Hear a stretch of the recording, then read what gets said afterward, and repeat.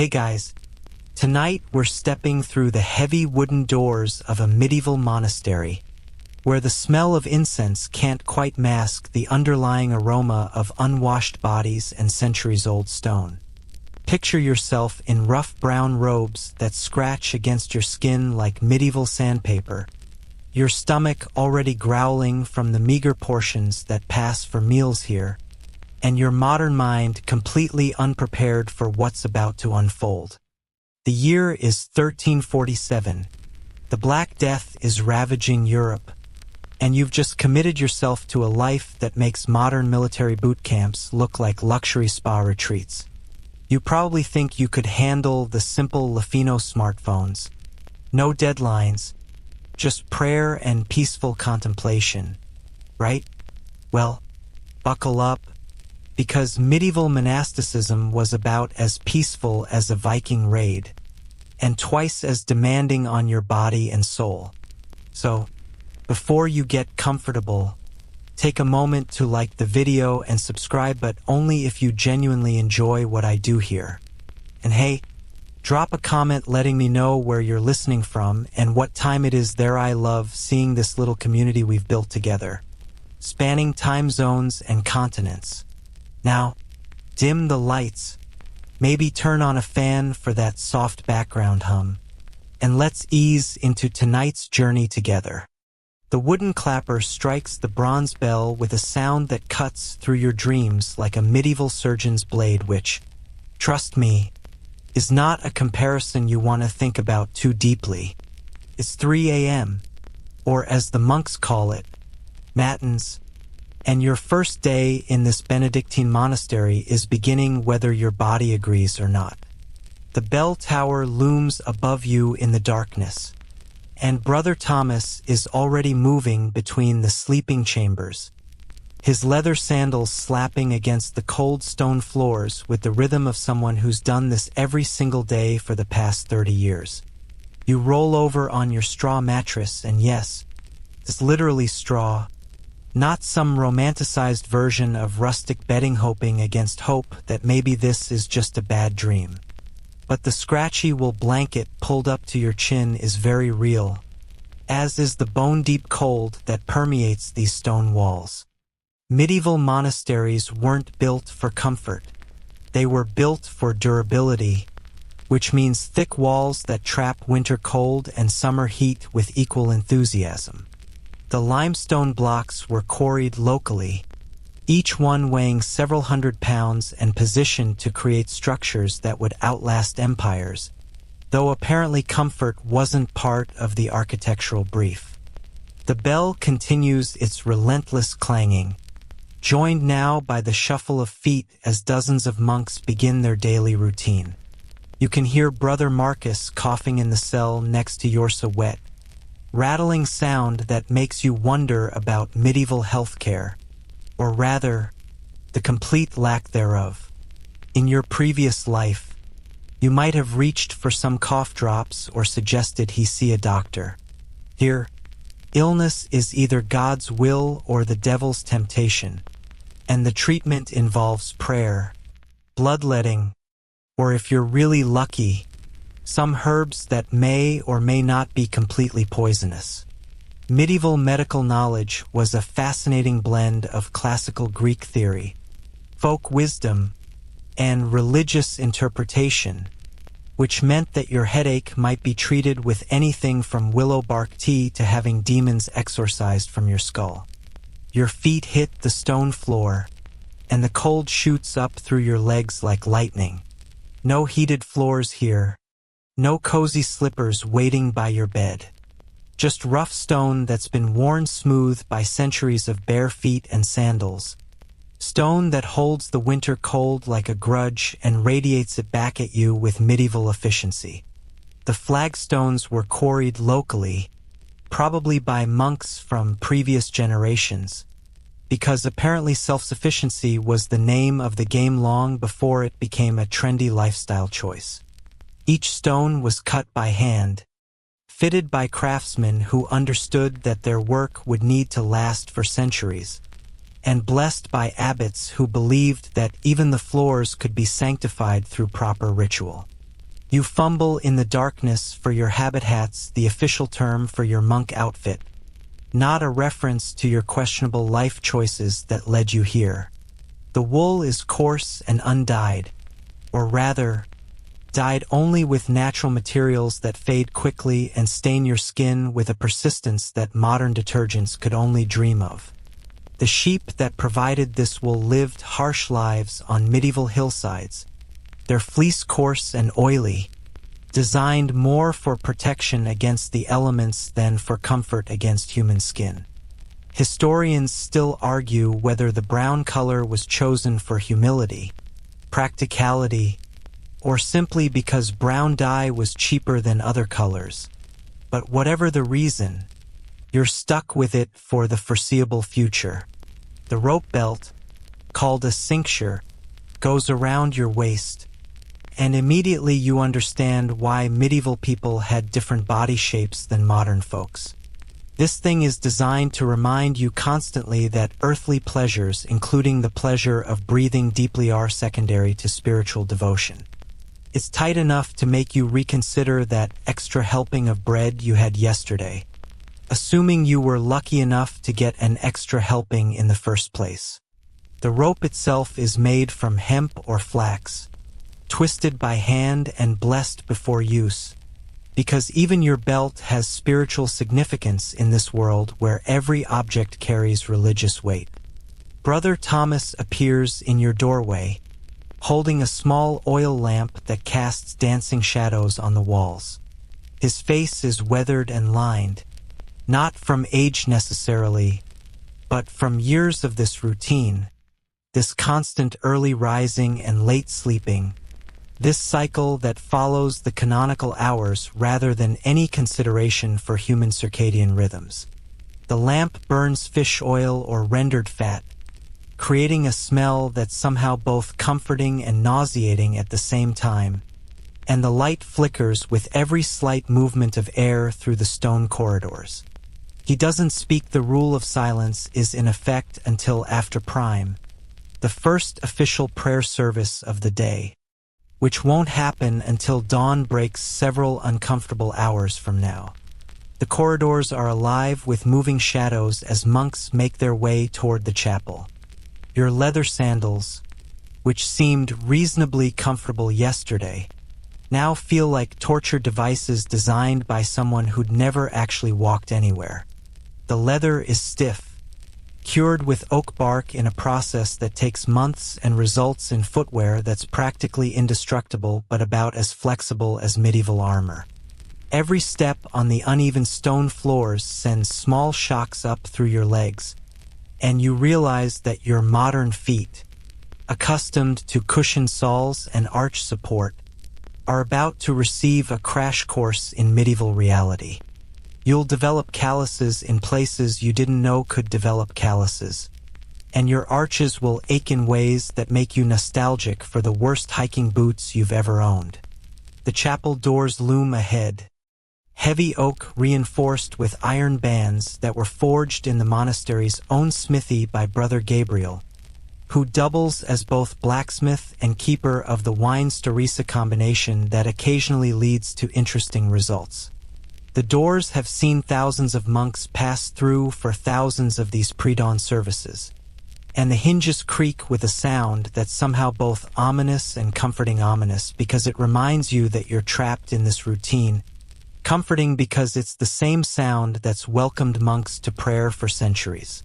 The iron hinges were greased with pig fat last week, but the cold makes everything contract and squeal, adding to the symphony of sounds that marks the beginning of each monastic day. Inside, the chapel is a cavern of shadows and flickering candlelight, with stone pillars that stretch up into darkness and walls that seem to absorb sound rather than reflect it. The acoustics were designed for chanting, with careful attention paid to how voices would carry and blend, though the architects apparently didn't consider how cold stone would affect the human body during hours of kneeling and standing. Beeswax candles provide most of the light, their honey scent mixing with incense and the mustiness of old stone to create an atmosphere that's both sacred and slightly oppressive. The choir stalls are carved from oak that's grown dark with age and use, each seat worn smooth by generations of monks who've sat through these services.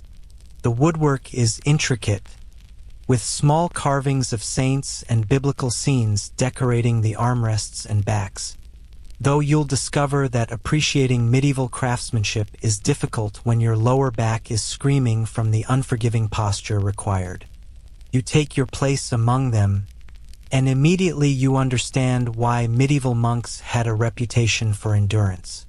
These wooden seats are designed for penance, not comfort, and the straight backs and narrow dimensions ensure that you'll be shifting and fidgeting within minutes. The wood is cold against your back, even through your habit, and you realize that hypothermia isn't just a winter concern. He writes, a year-round possibility in these stone halls. Brother Aldrich, the cantor, begins the opening chant, his voice rising into the vaulted ceiling with a sound that's both beautiful and slightly terrifying at 3 a.m. The Latin words flow around you like water, and you realize with growing panic that you're expected to join in.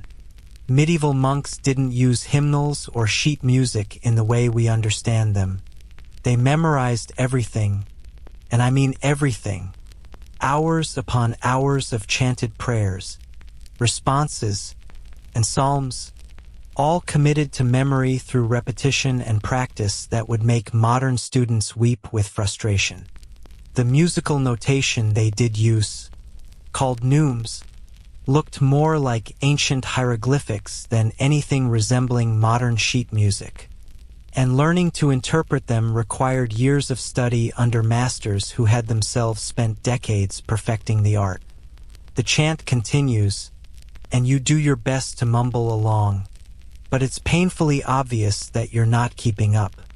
The monk beside you, Brother Geoffrey, you think gives you a look that somehow manages to be both sympathetic and disapproving. Sympathy because everyone was new once. Disapproval because lack of preparation in the house of God is a serious matter. In medieval monasteries, mistakes during prayers weren't just embarrassing. They were potential sins that required confession and penance. Getting the words wrong could mean extra prayers, reduced meals, or physical mortification, depending on the severity of the error and the disposition of the abbot. Your knees begin to protest against the kneeling required for various parts of the service. The stone kneelers, worn smooth by generations of monks but still hard as granite, seem designed to remind you that comfort is a worldly concern that has no place in spiritual devotion. Modern joints, accustomed to chairs and cushions and reasonable expectations of comfort, aren't designed for prolonged kneeling on surfaces that were literally designed to last for centuries. The cold seeps through your habit and into your bones, and you start to understand why medieval people aged so much faster than their modern counterparts. This isn't just worship. It's physical endurance training disguised as spiritual practice. The service stretches on for what feels like hours, but is probably only 90 minutes. Though time moves differently when you're uncomfortable and cold, you realize that this is just the first of 8 prayer services you'll attend today. 8 services. That's roughly every 3 hours, from 3 a.m. until 8 p.m., with your entire day structured around these mandatory gatherings. No sleeping in, no skipping because you're tired, no personal days or sick leave. Rain or shine, health or illness, good mood or bad, you'll be in this chapel, on your knees, chanting in Latin that you barely understand while your body slowly adapts to demands it was never designed to meet. The Psalms continue to flow around you, each verse a reminder that this life is about submission, obedience, and the gradual wearing away of individual will until nothing remains but service to God and the community. Brother Marcus's cough echoes through the chapel, punctuating the chants with wet, rattling sounds that make you wonder about contagion in an age before anyone understood germ theory. Medieval monasteries were hotbeds of disease transmission, with dozens of men living in close quarters, sharing everything from bedding to drinking vessels, yet somehow convincing themselves that divine protection would ward off illness better than basic hygiene. As Matins finally concludes, the first hints of dawn are beginning to creep through the stained glass windows that were installed 50 years ago at enormous expense and considerable controversy. The colored light falls across the stone floors in patterns that would be beautiful if you weren't so tired, cold, and increasingly aware of what you've gotten yourself into. The windows depict scenes from the lives of saints, most of whom seem to have suffered considerably more than you're suffering right now, which you suppose is meant to be encouraging but somehow isn't.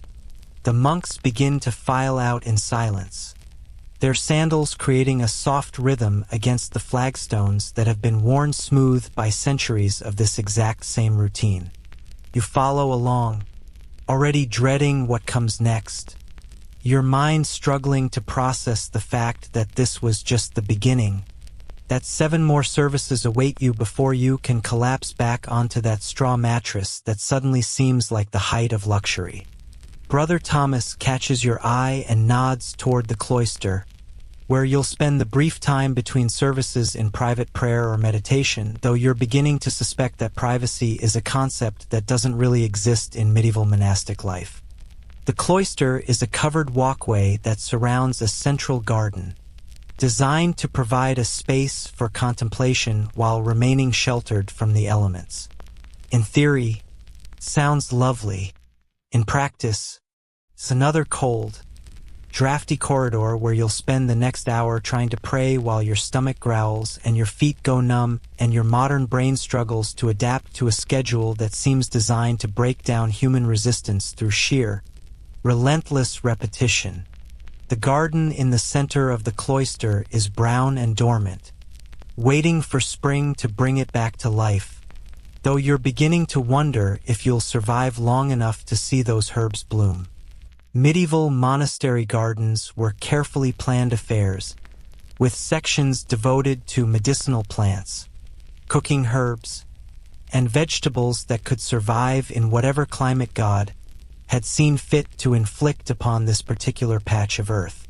Some of those herbs could cure headaches, others could cause hallucinations or death, and medieval monks weren't always entirely clear on which was which, leading to some interesting dinner conversations and occasional unexpected trips to meet their maker. You settle into one of the stone alcoves along the cloister wall, trying to find a position that doesn't leave you completely exposed to the morning breeze that cuts through your wool habit like it's made of tissue paper. The stone is worn smooth by centuries of monks who've sat in this exact spot, contemplating their relationship with God while their bodies slowly adjusted to the demands of monastic life. Some succeeded, finding peace and purpose in this routine. Others, well, medieval monastery records include quite a few mentions of brothers who departed suddenly or returned to the world after discovering that divine calling and physical endurance don't always align perfectly. The bell rings again, lauds, the second service of the day, and you haven't even had breakfast yet. Your stomach produces a growl that echoes off the stone walls with embarrassing volume, earning you disapproving looks from brothers Benedict and Augustine, who have apparently mastered the art of spiritual transcendence over basic human needs like food and warmth. You shuffle back toward the chapel, your sandals already creating blisters in places you didn't know could blister, wondering how medieval people managed to walk anywhere without modern podiatry. Another hour of kneeling, chanting, and trying not to think about how much your back hurts. and finally released for the morning meal. Except meal might be too generous a term for what awaits you in the refectory, which is basically a long stone hall with wooden tables that look like they were built by someone who'd heard descriptions of furniture but never actually seen any.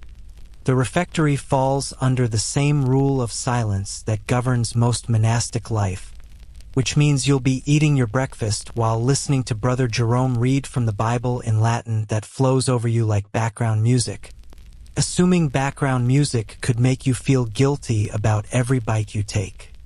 The reading today is from the Gospel of Matthew, something about blessed are the meek, which seems appropriate given that meekness appears to be a survival requirement in this place. You take your place at the long wooden table, worn smooth by centuries of elbows and carved with initials that some long-dead monk scraped into the surface during a moment of rebellion.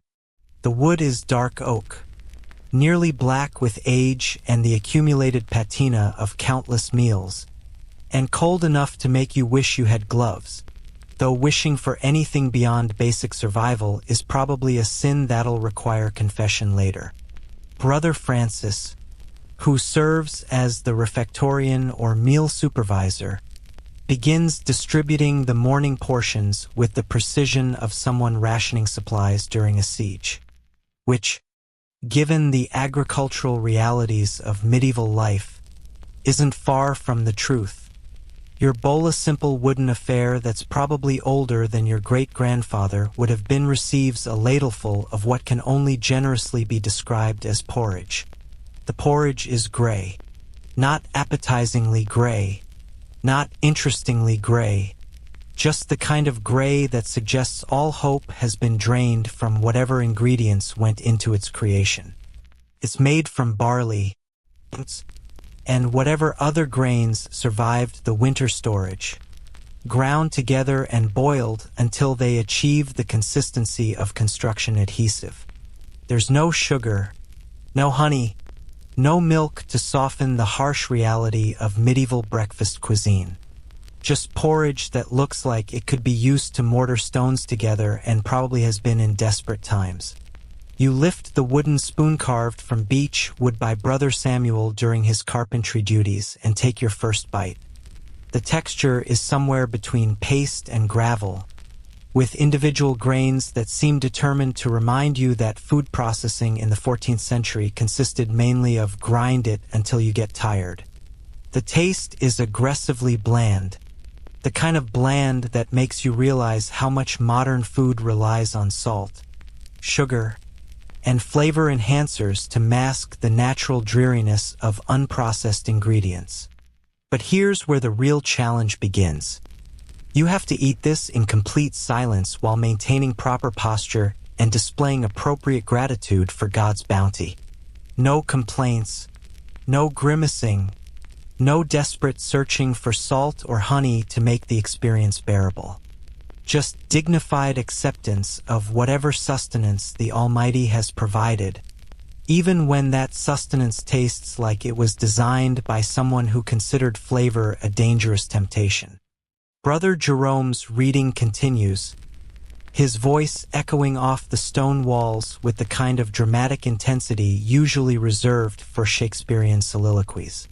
The acoustics in the refectory were clearly designed by someone who believed that every meal should include a healthy dose of guilt and spiritual instruction, because his voice carries to every corner of the hall with crystalline clarity. You catch fragments of Latin mixed with vernacular translations, something about the dangers of gluttony and the virtue of accepting whatever provisions divine providence sees fit to supply. The monk across from you, Brother William, who looks like he's been surviving on porridge and prayer for about 40 years, demonstrates the proper eating technique. Small spoonfuls, taken slowly, with plenty of time between bites for contemplation and gratitude. No wolfing down your food like some kind of barbarian. No finishing quickly so you can escape this gray culinary nightmare. Just methodical consumption while maintaining an expression of serene acceptance. Your stomach growls again, loudly enough that several monks glance in your direction with expressions that somehow manage to convey both sympathy and mild reproach. Bodily functions, apparently, are supposed to be transcended through spiritual discipline, though you notice that Brother Augustine's stomach responds with a growl of its own, suggesting that even decades of monastic training don't completely override human biology. The bread arrives next, carried in baskets by the kitchen monks who've been up since before dawn preparing the day's meals. Medieval bread was a far cry from the fluffy, processed loaves you're accustomed to. His stuff is dense, dark, and made from whatever grains were available, ground between stones that occasionally contributed small rock fragments to the final product. The crust is thick enough to use as defensive armor, and the interior has the texture of compressed sawdust, though it's probably more nutritious than anything you've eaten in years. You tear off a piece, following the example of the monks around you, and discover that medieval bread requires serious jaw strength to consume. This isn't the kind of bread you can mindlessly nibble while reading or watching something. This stuff demands your full attention and commitment. Each bite requires extensive chewing, and you start to understand why medieval people had such well-developed jaw muscles. This bread was built to last, designed to provide sustenance for people who did physical labor all day long, though it tastes like it was optimized for durability rather than pleasure. The silence in the refectory is broken only by the sounds of chewing, the occasional cough, and Brother Jerome's ongoing biblical commentary.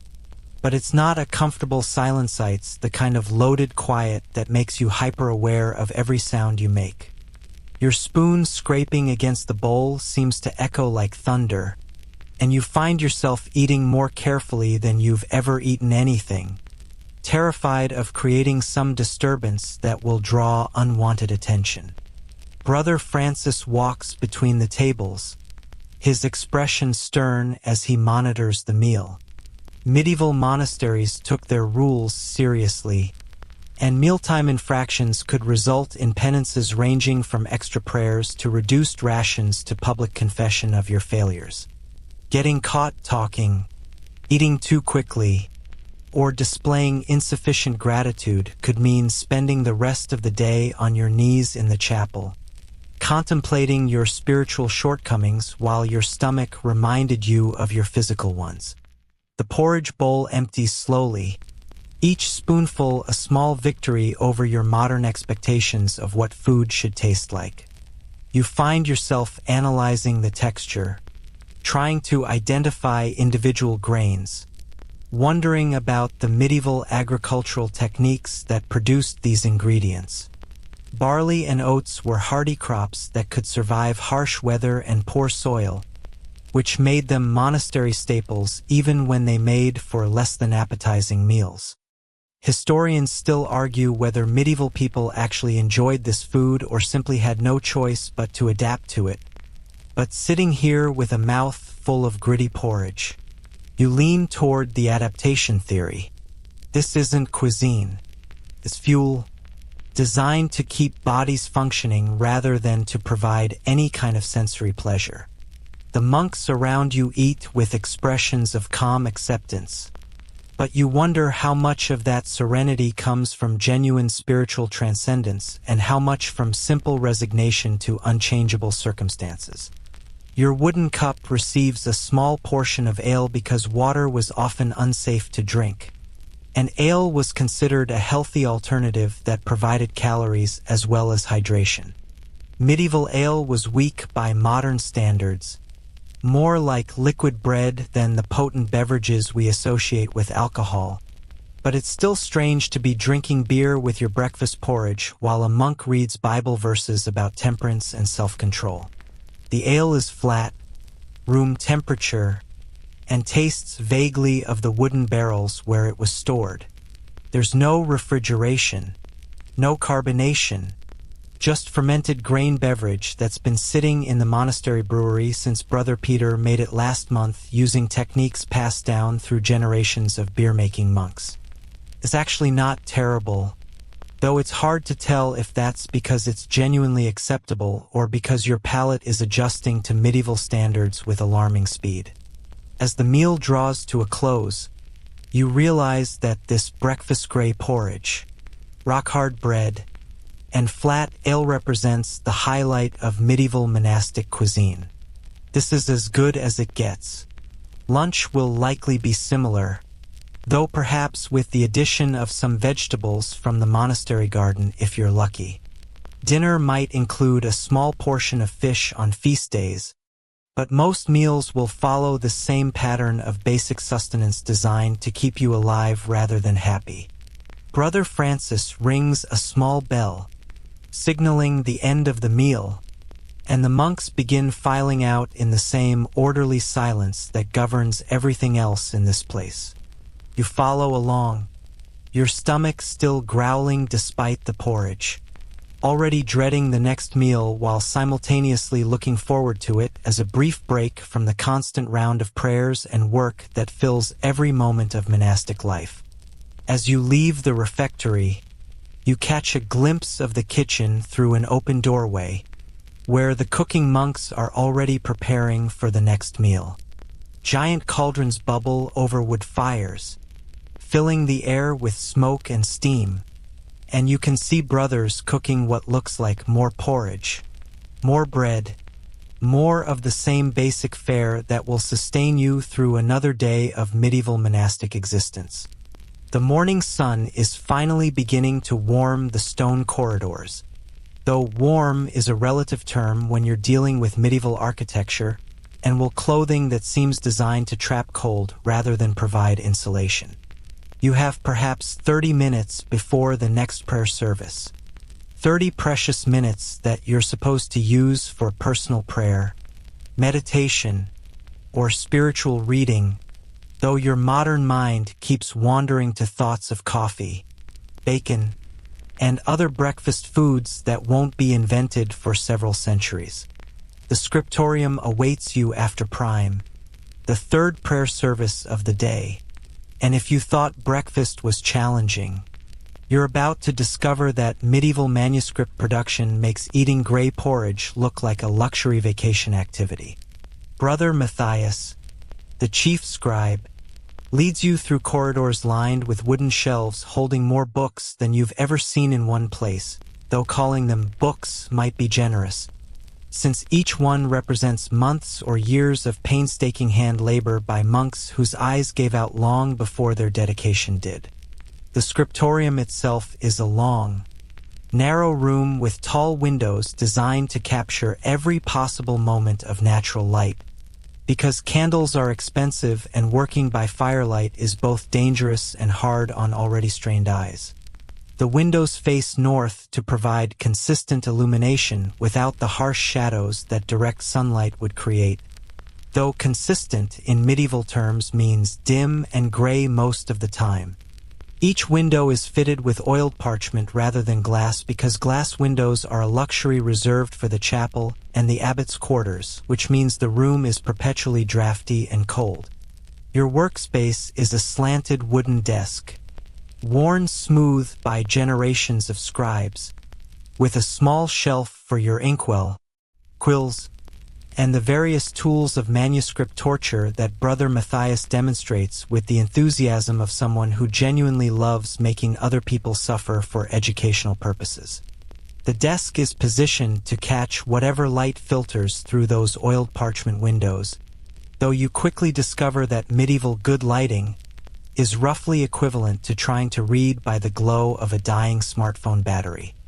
Brother Matthias places a piece of parchment before you real parchment, made from sheepskin that's been soaked, scraped, stretched, and treated until it resembles something you might theoretically write on, assuming your standards for writing surfaces have been thoroughly lowered by medieval reality. The parchment is yellowish, slightly translucent, and has a texture that suggests the sheep in question didn't go quietly into the parchment-making process. Each sheet represents hours of labor by Brother Francis, who doubles as the monastery's parchment maker when he's not supervising terrible meals. Today you will copy the Gospel of Matthew, chapter 5. Brother Matthias announces, his voice carrying the kind of authority usually reserved for battlefield commanders or people who've spent 30 years perfecting the art of medieval penmanship. He places a master copy beside your workspace, a beautiful manuscript with illuminated letters that seem to glow with their own inner light, created by some long-dead monk whose artistic talents make your best handwriting look like the work of a caffeinated toddler. The quill pen feels strange in your hand, nothing like the smooth, predictable pens you're accustomed to. This is an actual feather from a goose, carefully selected, cured, and cut to create a writing instrument that requires constant maintenance and has roughly the reliability of medieval weather forecasting. Brother Matthias demonstrates the proper way to hold it, the correct angle for the nib, and the delicate pressure required to create clean letters without tearing the parchment or creating blots that will require starting over completely. Your first attempt at forming letters results in what can only be described as a disaster. The ink flows too quickly, creating blots and smears that make your work look like it was done by someone having a seizure while riding a horse during an earthquake. Medieval ink, made from oak gall, iron sulfate, and gum arabic, has a consistency and behavior completely unlike modern writing instruments. Thick when cold, flows unpredictably when warm, and seems determined to go everywhere except where you actually want it. Begin again, Brother Matthias says with the patience of someone who's watched thousands of novices struggle with this exact same problem. Remember, each letter is a prayer, each word an offering to God.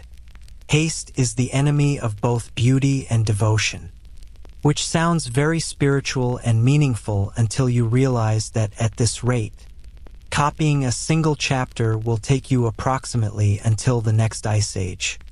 The Latin text swims before your eyes as you attempt to match the elegant script of the master copy. Beady Pauper's Spiritu. You begin, forming each letter with the careful precision of someone defusing a bomb. The B requires several strokes, executed in a specific order, with precise curves and flourishes that distinguish medieval calligraphy from mere writing. Your first attempt looks like something a chicken might produce if given writing materials and strong opinions about religion. Brother Samuel, working at the desk beside you, creates letters with flowing precision, his quill dancing across the parchment with movements so practiced they seem automatic. He's been doing this for 15 years. He tells you during a brief moment when Brother Matthias is examining someone else's work, and he still makes mistakes that require careful scraping away with a specialized knife. Medieval manuscript production allowed for exactly 0 errors. Every mistake had to be meticulously corrected or the entire page discarded and started over. Your hand begins to cramp after 20 minutes of careful letter formation. The angle required to hold the quill properly puts stress on muscles you never knew existed, and the concentration required to form each character correctly makes your head ache with the kind of focused intensity usually reserved for tax preparation or assembling furniture with unclear instructions. This isn't just writing. It's a combination of art, athletics, and endurance testing that pushes both physical and mental limits. The monastery bell rings for terce, the 4th prayer service, and you've managed to complete exactly 3 words. 3 words. At this rate, copying the entire Gospel of Matthew would take you roughly 47 years, assuming you don't die of hand cramps or eye strain first. Brother Matthias examines your work with the expression of someone who's just witnessed a particularly disappointing miracle, makes several corrections with a small knife, and tells you to continue after prayers. Another hour in the chapel, more kneeling on stone, more Latin chanting that your throat isn't equipped to handle, and you return to the scriptorium to discover that sitting still for manuscript work after kneeling for prayer creates an entirely new category of physical discomfort. Your back, already protesting the chapel kneelers, now has to adapt to the hunched posture required for close writing work, while your eyes strain to distinguish between the various shades of brown ink in the dim northern light. The work continues with agonizing slowness. Each letter requires multiple pen strokes, each word demands careful spacing, and each line must be perfectly straight despite the complete absence of guidelines or rulers. Medieval scribes developed an almost supernatural ability to maintain consistent letter height and spacing through pure experience and muscle memory, skills that take decades to develop and minutes to appreciate when you're struggling to make two consecutive letters look like they were written by the same person. Brother Augustine stops by your desk to offer encouragement, which consists mainly of pointing out all the ways your letters fail to meet medieval standards of excellence. Your A's are too wide, your E's lack proper curvature, and your S's look like wounded snakes rather than elegant script. Practice makes perfect, he says cheerfully, apparently unaware that at your current rate of improvement, perfection would arrive sometime around the Renaissance. The ink requires constant attention. Too thick and it won't flow properly. Too thin and it creates weak, pale letters that fade quickly. Brother Peter, the monastery's ink maker, prepares fresh batches weekly using a recipe that involves crushing oak galls, mixing in iron filings, and adding various plant-based binders that create a permanent chemical reaction with the parchment.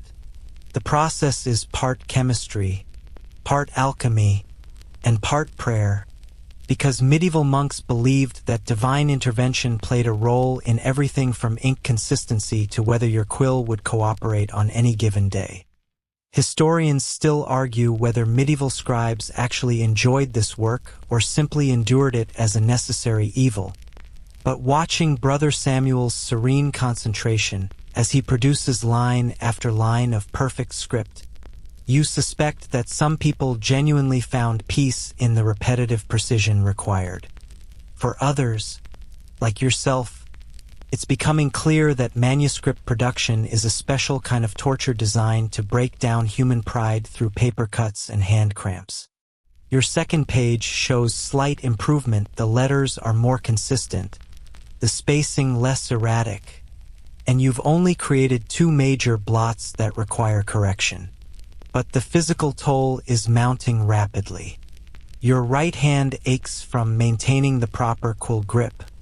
Your left shoulder burns from supporting your hunched posture, and your eyes water from the strain of working in light that would be considered inadequate for reading, let alone precision writing work. The parchment itself presents constant challenges. Unlike modern paper, which provides a consistent writing surface, parchment has a grain, texture variations, and occasional thin spots where too much scraping during preparation created weak areas prone to tearing. Working with parchment requires adjusting your pressure and technique constantly, reading the surface like a medieval scribe's version of reading the road while driving. Brother Matthias returns to examine your progress and provides what passes for encouragement in the scriptorium. Your letters are beginning to resemble actual writing rather than the tracks of intoxicated insects. This apparently represents significant praise in the medieval manuscript world, though it doesn't make your hand cramp any less or restore feeling to your fingertips. The monastery cat, a battle-scarred tom named Exodus who serves as the official mouse deterrent, jumps onto your desk and walks directly across your freshly written page, leaving paw prints in wet ink and undoing an hour's worth of careful work. Brother Matthias calmly explains that this is why scribes develop patience as well as penmanship skills, and helps you scrape away the cat tracks with philosophical acceptance that suggests this isn't his first encounter with feline manuscript criticism.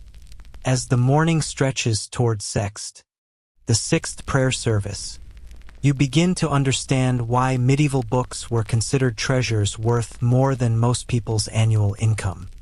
Each page represents hours of skilled labor, expensive materials, and artistic expertise that took years to develop. A complete Bible might require 2 years of full-time work by experienced scribes, making books literally worth their weight in silver.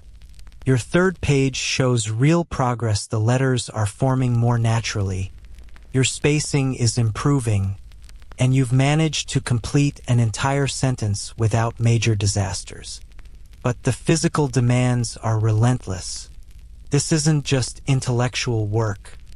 It's a full-body endurance test that challenges your fine motor control, visual acuity, and mental concentration simultaneously, while slowly destroying your posture and giving you repetitive stress injuries that won't be officially recognized for another 6 centuries.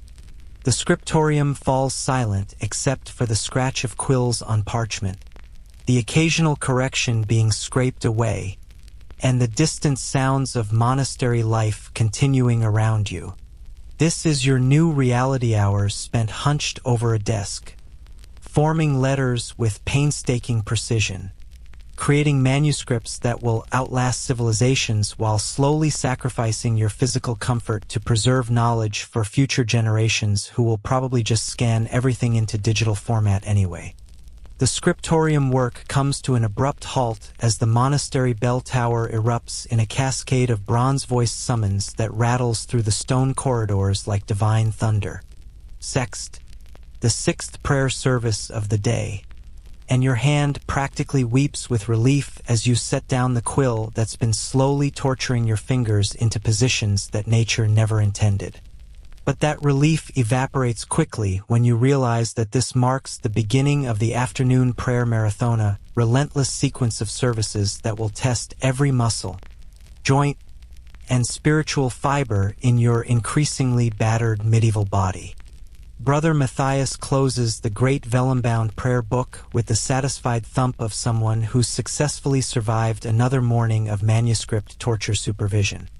The afternoon hours are when we truly test our devotion, he announces, apparently unaware that your devotion is currently being tested by the simple challenge of making your cramped fingers uncurl enough to walk properly. The afternoon canonical hours, sext, none, vespers, and complinera present the spiritual backbone of monastic life, though they're beginning to feel more like a systematic assault on your physical backbone.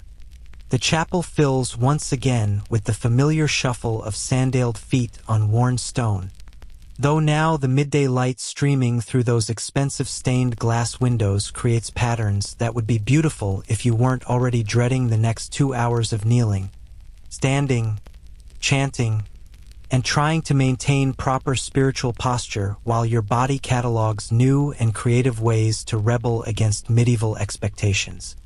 Sext begins with the same Latin chanting that's been echoing through these walls for centuries, though now you're starting to recognize some of the repeated phrases and responses.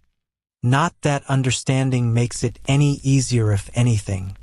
Comprehending the content makes it worse, because now you realize you're chanting about the virtues of suffering, endurance, and accepting whatever hardships God sees fit to provide, which, given your current circumstances, feels less like spiritual guidance and more like divine sarcasm. Your knees, already tender from the morning's prayer sessions, make contact with the stone floor with the kind of impact that sends shock waves up through your spine. Medieval kneelers weren't designed for comfort. They were designed to remind you that prayer requires sacrifice, and apparently that sacrifice includes any reasonable expectations of joint health or circulation in your lower extremities. The cold stone seems to draw heat from your body with supernatural efficiency, as if the very earth beneath the monastery is determined to remind you that earthly comfort is a temporary illusion. Brother Jeffrey, kneeling beside you with the serenity of someone who spent 40 years perfecting this particular form of physical devotion, maintains perfect posture throughout the service while you shift and fidget like someone sitting on a medieval equivalent of hot coals. His back remains straight, his hands properly folded, his expression peaceful, though you notice that his knuckles are white with the effort of maintaining that position, suggesting that even decades of practice don't completely eliminate the discomfort, just the visible signs of it.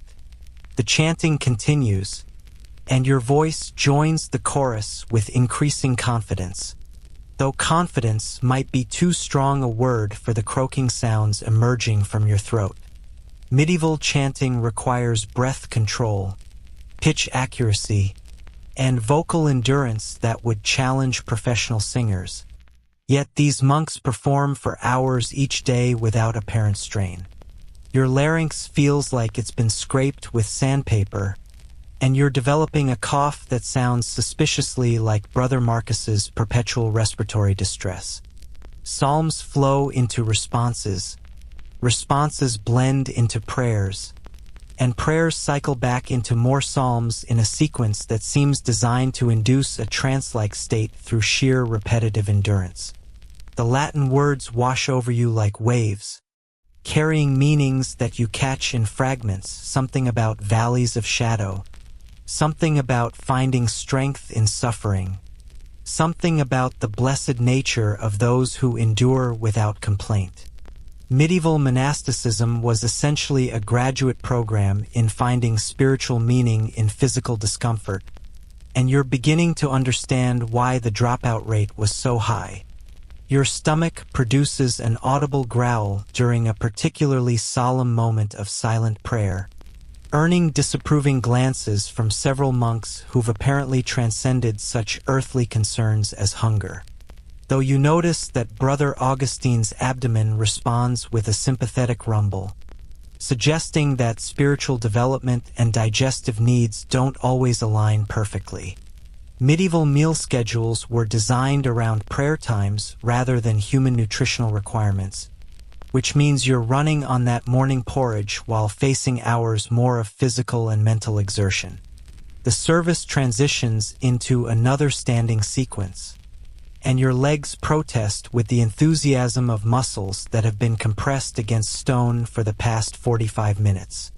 Medieval monks developed leg strength that modern athletes would envy, simply through the daily routine of rising from kneeling positions dozens of times throughout each day. Your quadriceps burn as you push yourself upright, and you realize that monastic life is essentially an extreme fitness program disguised as spiritual practice. None arrives 3 hours later with the relentlessness of medieval timekeeping, which follows divine schedule rather than human convenience. Your brief period of rest between services was spent in the cloister, supposedly engaging in private prayer and meditation, though mostly you sat on cold stone wondering how medieval people survived winter without central heating or adequate footwear.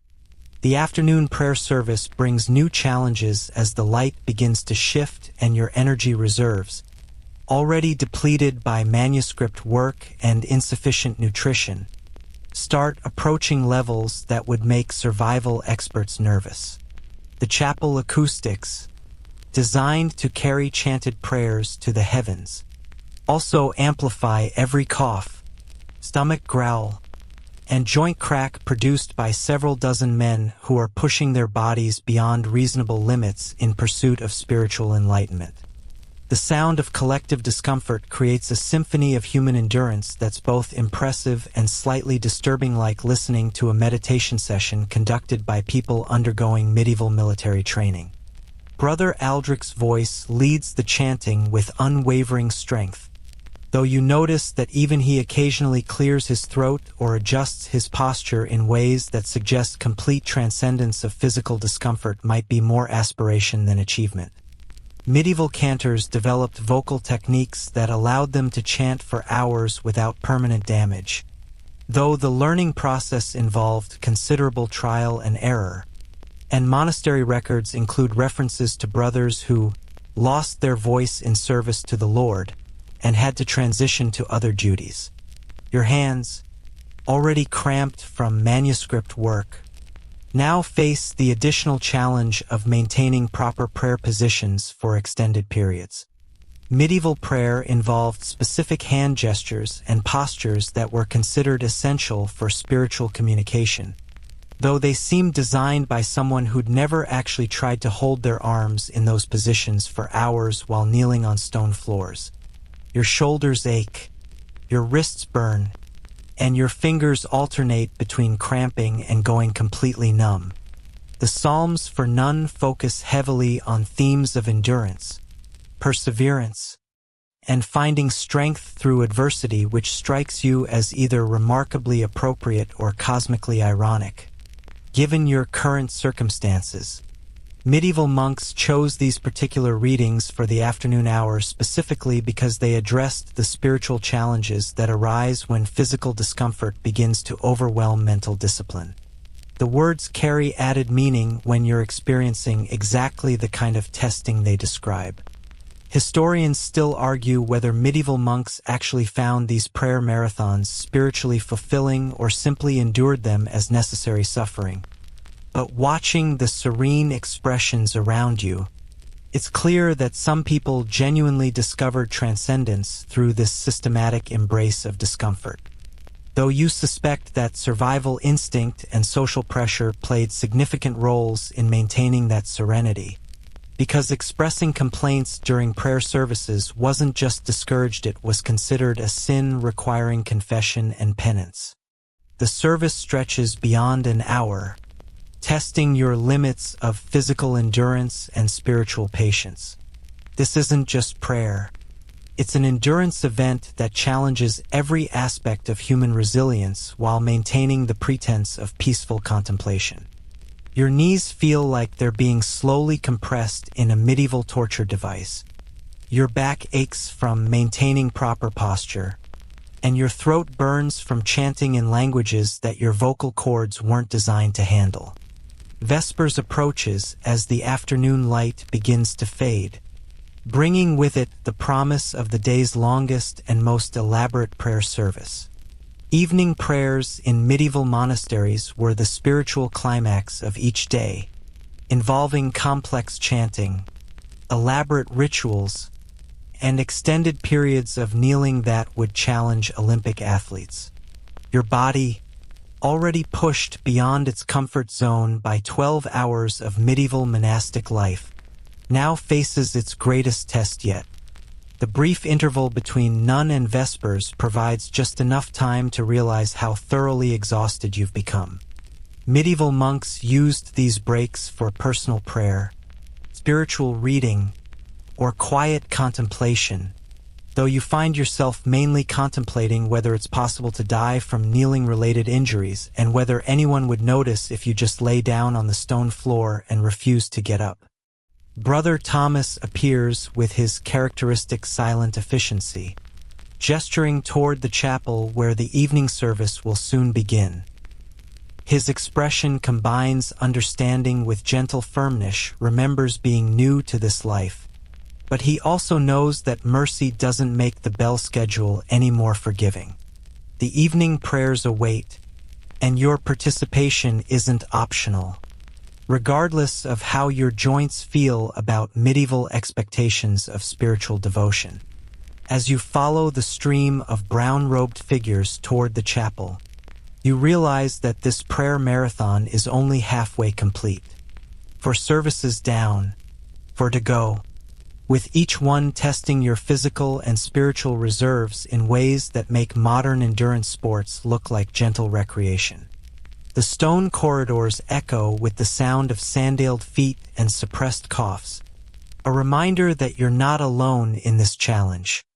though individual suffering remains a private matter between each monk and his rapidly diminishing reserves of stamina. The chapel doors loom ahead once again, promising another hour of kneeling, chanting, and spiritual athletics that will push your medieval survival skills to their absolute limits while teaching you exactly why monastic life was considered the most challenging path to salvation that medieval Christianity could offer. Vespers concludes with your knees making sounds that suggest cartilage wasn't designed for this much contact with medieval stonework, and you stumble out of the chapel with the grateful exhaustion of someone who's just survived a spiritual endurance test. But your relief evaporates quickly when Brother Thomas gestures toward a corridor you haven't explored yet, one that leads to what can only politely be described as the monastery's sanitation facilities, though facilities implies a level of convenience and hygiene that medieval plumbing simply didn't provide. The necessarium, as it's formally called, though the monks usually refer to it with euphemisms that would make Victorian ladies blush, occupies a stone building attached to the main monastery complex by a covered walkway that provides minimal protection from wind, rain, and the general hostility of medieval weather. The building itself is positioned downhill from the main complex, following the basic principle that waste flows away from living areas, though away is a relative concept when you're dealing with gravity-fed systems and medieval engineering that prioritizes function over comfort with ruthless efficiency. You follow Brother Francis down the stone corridor, your sandals echoing with sounds that seem unnaturally loud in the gathering dusk. The walls here are thicker than in other parts of the monastery, built to contain both odors and sounds that might disturb the spiritual atmosphere of prayer and contemplation. Medieval monastery planners understood that bodily functions were unavoidable, but they also believed that such earthly concerns should be kept as separate as possible from heavenly pursuits, leading to architectural solutions that prioritized discretion over accessibility. The smell hits you before you reach the actual buildinga combination of human waste, lime, herbs, and something else that your modern nose can't quite identify but definitely doesn't approve of. Medieval waste management relied heavily on herbal aromatics to mask odors, though mask might be too optimistic a term for what amounts to adding rosemary scent to an already overwhelming olfactory experience. The herbs help, but they don't eliminate the fundamental reality that you're approaching a building where dozens of men handle their daily business without benefit of modern plumbing, ventilation, or chemical sanitizers that could make the experience tolerable. The necessarium door is heavy oak reinforced with iron bands, built to withstand both weather and the occasional desperate monk who's discovered that medieval digestion doesn't always align with convenient timing. The iron hardware was forged in the monastery's own smithy, creating hinges and latches that can survive decades of use in conditions that would destroy modern materials. Brother Francis pulls it open with the casual efficiency of someone who's made this journey thousands of times, revealing an interior that challenges every assumption you've ever made about indoor plumbing and personal hygiene. The main chamber is a long, narrow room with a row of wooden seats positioned over a channel that runs the length of the building. The seats are worn smooth by generations of use, each one carved to accommodate human anatomy while providing minimal comfort because apparently even basic bodily functions were opportunities for spiritual mortification in medieval monasticism. The wood is dark oak, chosen for its durability and resistance to moisture, though resistance is relative when you're dealing with the kind of humidity that medieval waste management inevitably creates. Each seat shows the patina of centuries of use, worn to a smooth finish that speaks to the countless monks who've sat here contemplating both earthly necessities and heavenly concerns. Beneath the seats, a channel filled with running water carries waste away from the monastery toward a stream that flows into the river valley below. The water comes from a diverted brook that the monastery founders cleverly redirected to provide both fresh water for daily use and waste removal for this less glamorous necessity. Medieval engineering could be surprisingly sophisticated when it came to water management, though the same can't be said for user comfort or privacy considerations. The channel itself is lined with carefully fitted stones, mortared with a mixture of lime and crushed pottery that creates a waterproof surface capable of withstanding decades of use and abuse. Privacy, you quickly discover, is not a medieval concept when it comes to bathroom facilities. The necessarium is designed for communal use, with no individual stalls, doors, or walls to separate users.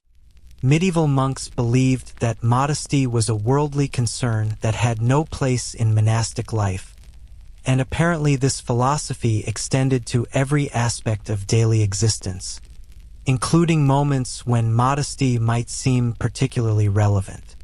The open design also served practical purpose. It was easier to clean, harder to hide in for unauthorized private time, and encouraged the same communal spirit that governed every other aspect of monastery life. Brother Francis takes a seat with the casual comfort of someone who's long since abandoned any illusions about privacy or dignity, demonstrating the proper technique for using medieval toilet facilities while maintaining appropriate spiritual composure.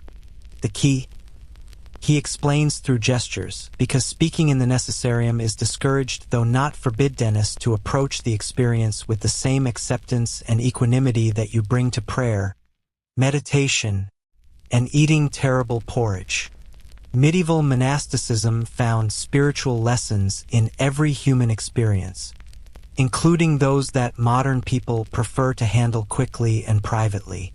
The water flowing beneath the seats moves with reassuring speed, though the engineering isn't perfect and occasionally creates splashing that adds an element of surprise to an already challenging experience. Medieval plumbing worked on basic hydraulic principles, but without modern materials or precision manufacturing. The results were functional rather than comfortable. The channel is lined with stone blocks fitted together with lead mortar, creating a waterproof surface that channels waste effectively while creating acoustic effects that make the entire building echo with sounds you'd rather not contemplate. The flowing water also creates a constant background noise that provides some acoustic privacy, though not nearly enough to maintain the illusion that you're alone. You take your place among the other monks, trying to maintain the serene expression that seems to be required for every aspect of monastic life, though serenity becomes considerably more challenging when you're sharing intimate bodily functions with a dozen other men in a cold stone building that amplifies every sound and smell.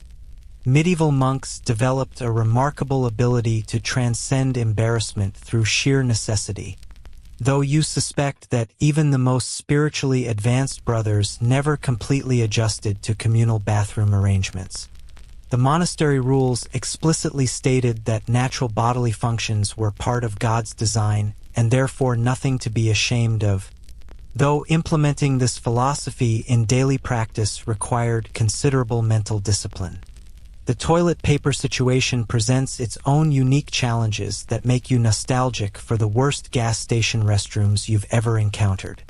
Medieval hygiene relied on a combination of smooth stones, moss, leaves, and cloth scraps that were cleaned and reused with varying degrees of effectiveness.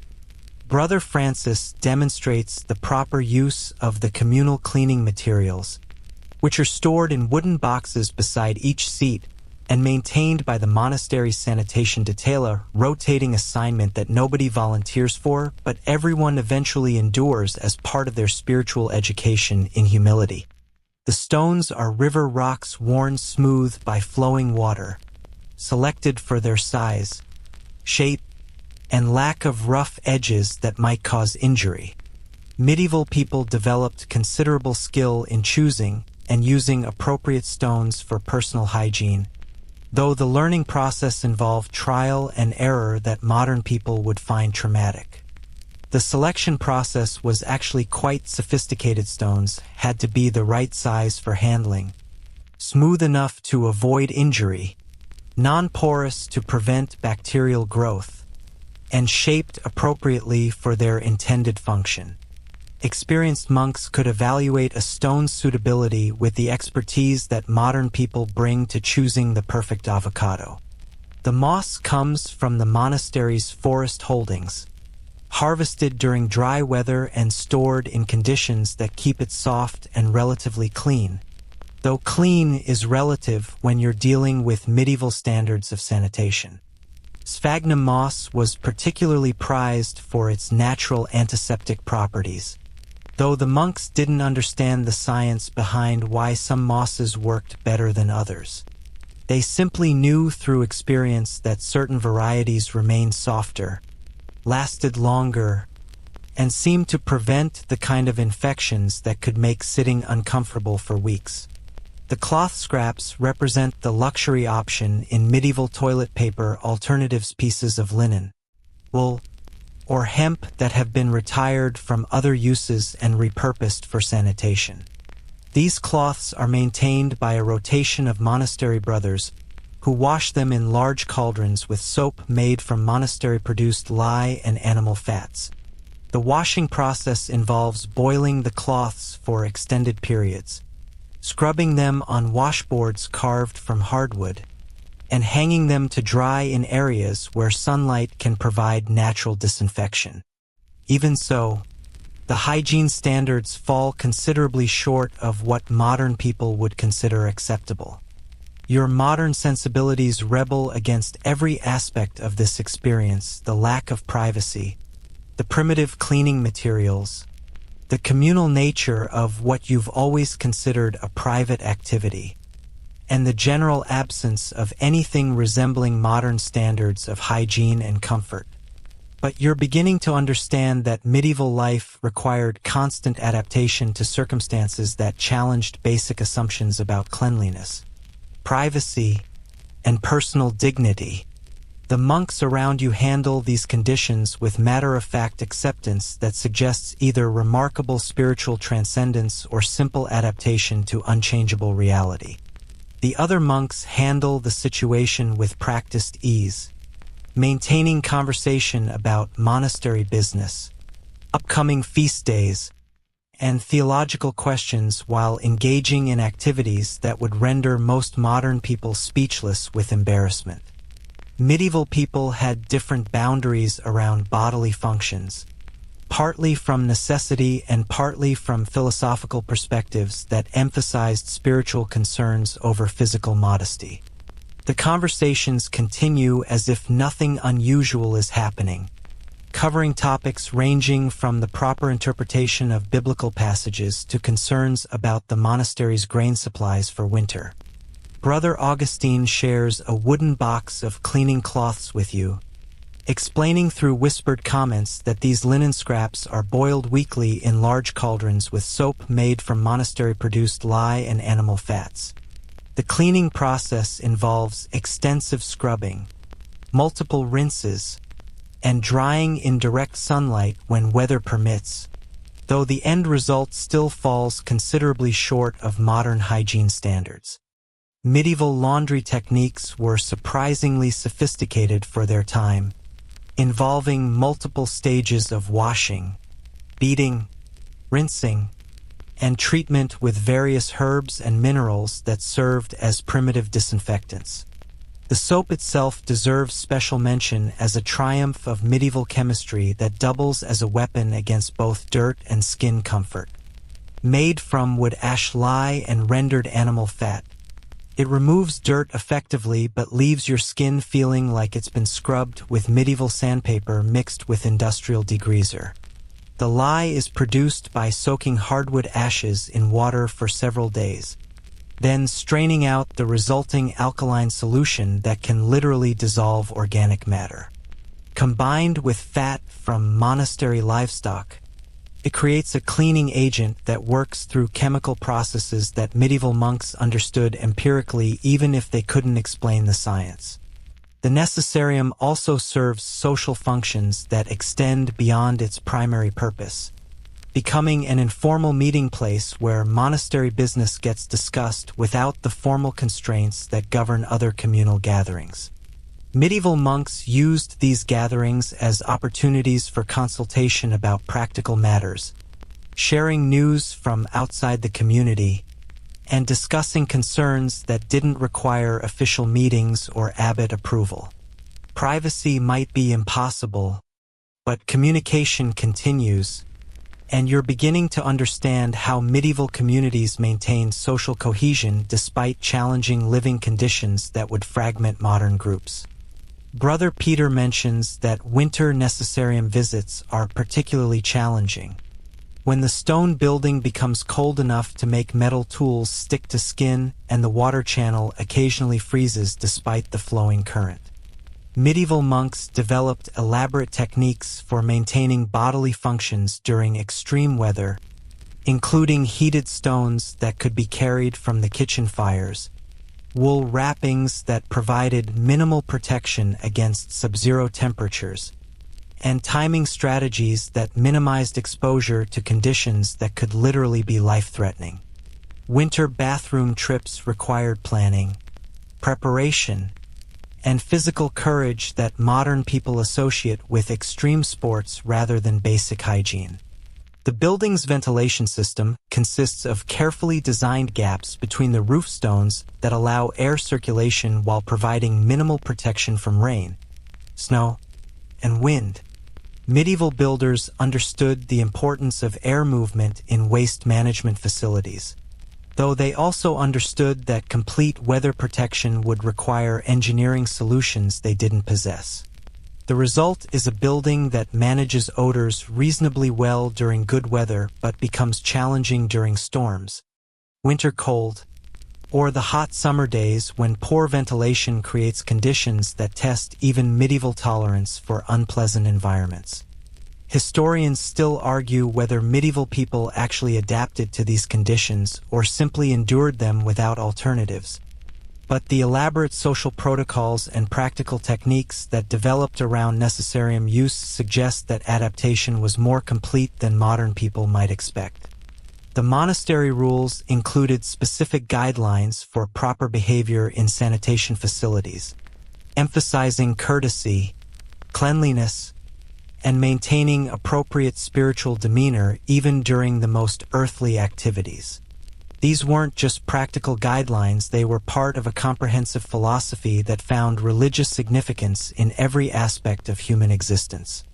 As you complete your business and prepare to leave, Brother Francis provides instruction in the proper closing procedures that turn even basic hygiene into a ritualized practice. The wooden seats are wiped clean with designated cloths. Cleaning materials are returned to their proper storage locations, and hands are washed in the stone basin fed by the same stream that provides the channel's flowing water. Medieval hygiene emphasized ritual cleanliness as much as practical sanitation, and proper completion of necessarium procedures was considered a spiritual as well as physical responsibility that reflected your commitment to community standards and personal discipline. The hand-washing basin is carved from a single block of limestone, fed by a small channel that diverts clean water from the main stream before it reaches the waste removal system. The engineering required to maintain separate clean and waste water systems using only gravity and stone channels represents sophisticated medieval hydraulics that modern people would struggle to replicate without power tools and modern materials. The soap provided for hand washing is the same harsh lye-based mixture used for laundry, creating a cleaning experience that removes dirt effectively while leaving your skin feeling raw and dry. Hand drying involves shared linen towels that are changed weekly and washed in the same cauldrons used for cleaning cloths, though the towels usually remain damp from constant use by dozens of monks throughout each day. The dampness combined with medieval laundry techniques creates towels with a texture somewhere between burlap and medieval chainmail, though they do eventually absorb moisture if you're patient and persistent. Medieval textiles were designed for durability rather than comfort, and hand towels were no exception to this practical philosophy. Leaving the necessarium feels like escaping from a particularly challenging test of medieval endurance, though you realize that this experience will repeat itself several times each day for as long as you remain in monastic life. Medieval people didn't have modern options for avoiding or improving these conditions. They simply adapted their expectations and developed coping strategies that allowed them to maintain dignity and community despite circumstances that would defeat most contemporary people. The experience becomes part of the daily routine, like prayer services and terrible meals, that gradually wears down modern sensibilities until medieval reality becomes the new normal. The evening air feels remarkably fresh after the concentrated atmosphere of medieval waste management, and you follow Brother Francis back toward the main monastery complex with renewed appreciation for outdoor air circulation. But your relief is short-lived, because tomorrow is Saturday, which means it's time for weekly Confessiona prospect that makes the necessarium seem like a relaxing spa experience in comparison. Medieval monasteries operated on the principle that spiritual hygiene required even more attention than physical cleanliness, and confession was the scrubbing brush that kept souls clean enough for divine inspection. Brother Thomas intercepts you in the cloister, his expression carrying the kind of gentle firmness that suggests this conversation isn't optional. Tomorrow after Prime, you'll make your first formal confession with Father Abbot. He explains, his voice pitched low to maintain the evening silence that's supposed to prepare minds for contemplative prayer. Tonight, you should examine your conscience and prepare a complete accounting of your spiritual state. Which sounds simple enough until you realize that medieval confession involved standards of thoroughness that would make modern tax audits seem casual and superficial. The confession preparation process begins immediately because apparently spiritual procrastination is itself a sin requiring confession. Brother Thomas leads you to a small chamber off the main cloister, barely larger than a modern closet, containing a wooden kneeler, a simple wooden cross, and a shelf holding a leather-bound book titled Examination of Conscience for Religious. The book is written in Latin with occasional vernacular notes added by previous users, though the handwriting is so archaic that deciphering it requires more scholarly skills than you currently possess. Medieval confession wasn't the quick weekly ritual that modern people might expect. It was an intensive spiritual audit that examined every thought, word, and deed through the lens of monastic rules that covered behaviors you didn't know could be sinful.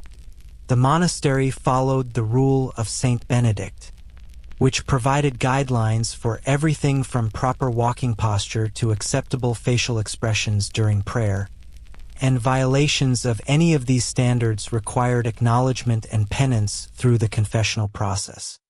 You kneel on the wooden kneeler, which has been worn smooth by generations of monks examining their consciences with varying degrees of thoroughness and honesty. The wood is cold against your knees, adding physical discomfort to the mental challenge of cataloging a week's worth of spiritual failures according to medieval standards. The examination process is supposed to be comprehensive, covering not just obvious sins like anger or disobedience, but subtle spiritual failures like insufficient enthusiasm during prayers or momentary doubts about divine providence. The Conscience Examination Book provides helpful categories for organizing your spiritual inventory. Sins against God, sins against community, sins against self, sins of commission, sins of omission, and sins of intention. Each category includes dozens of specific examples that demonstrate just how many ways medieval people could offend divine sensibilities without even trying. Reading through the list is like discovering that everyday human behavior is essentially a continuous series of spiritual violations requiring constant correction and penance.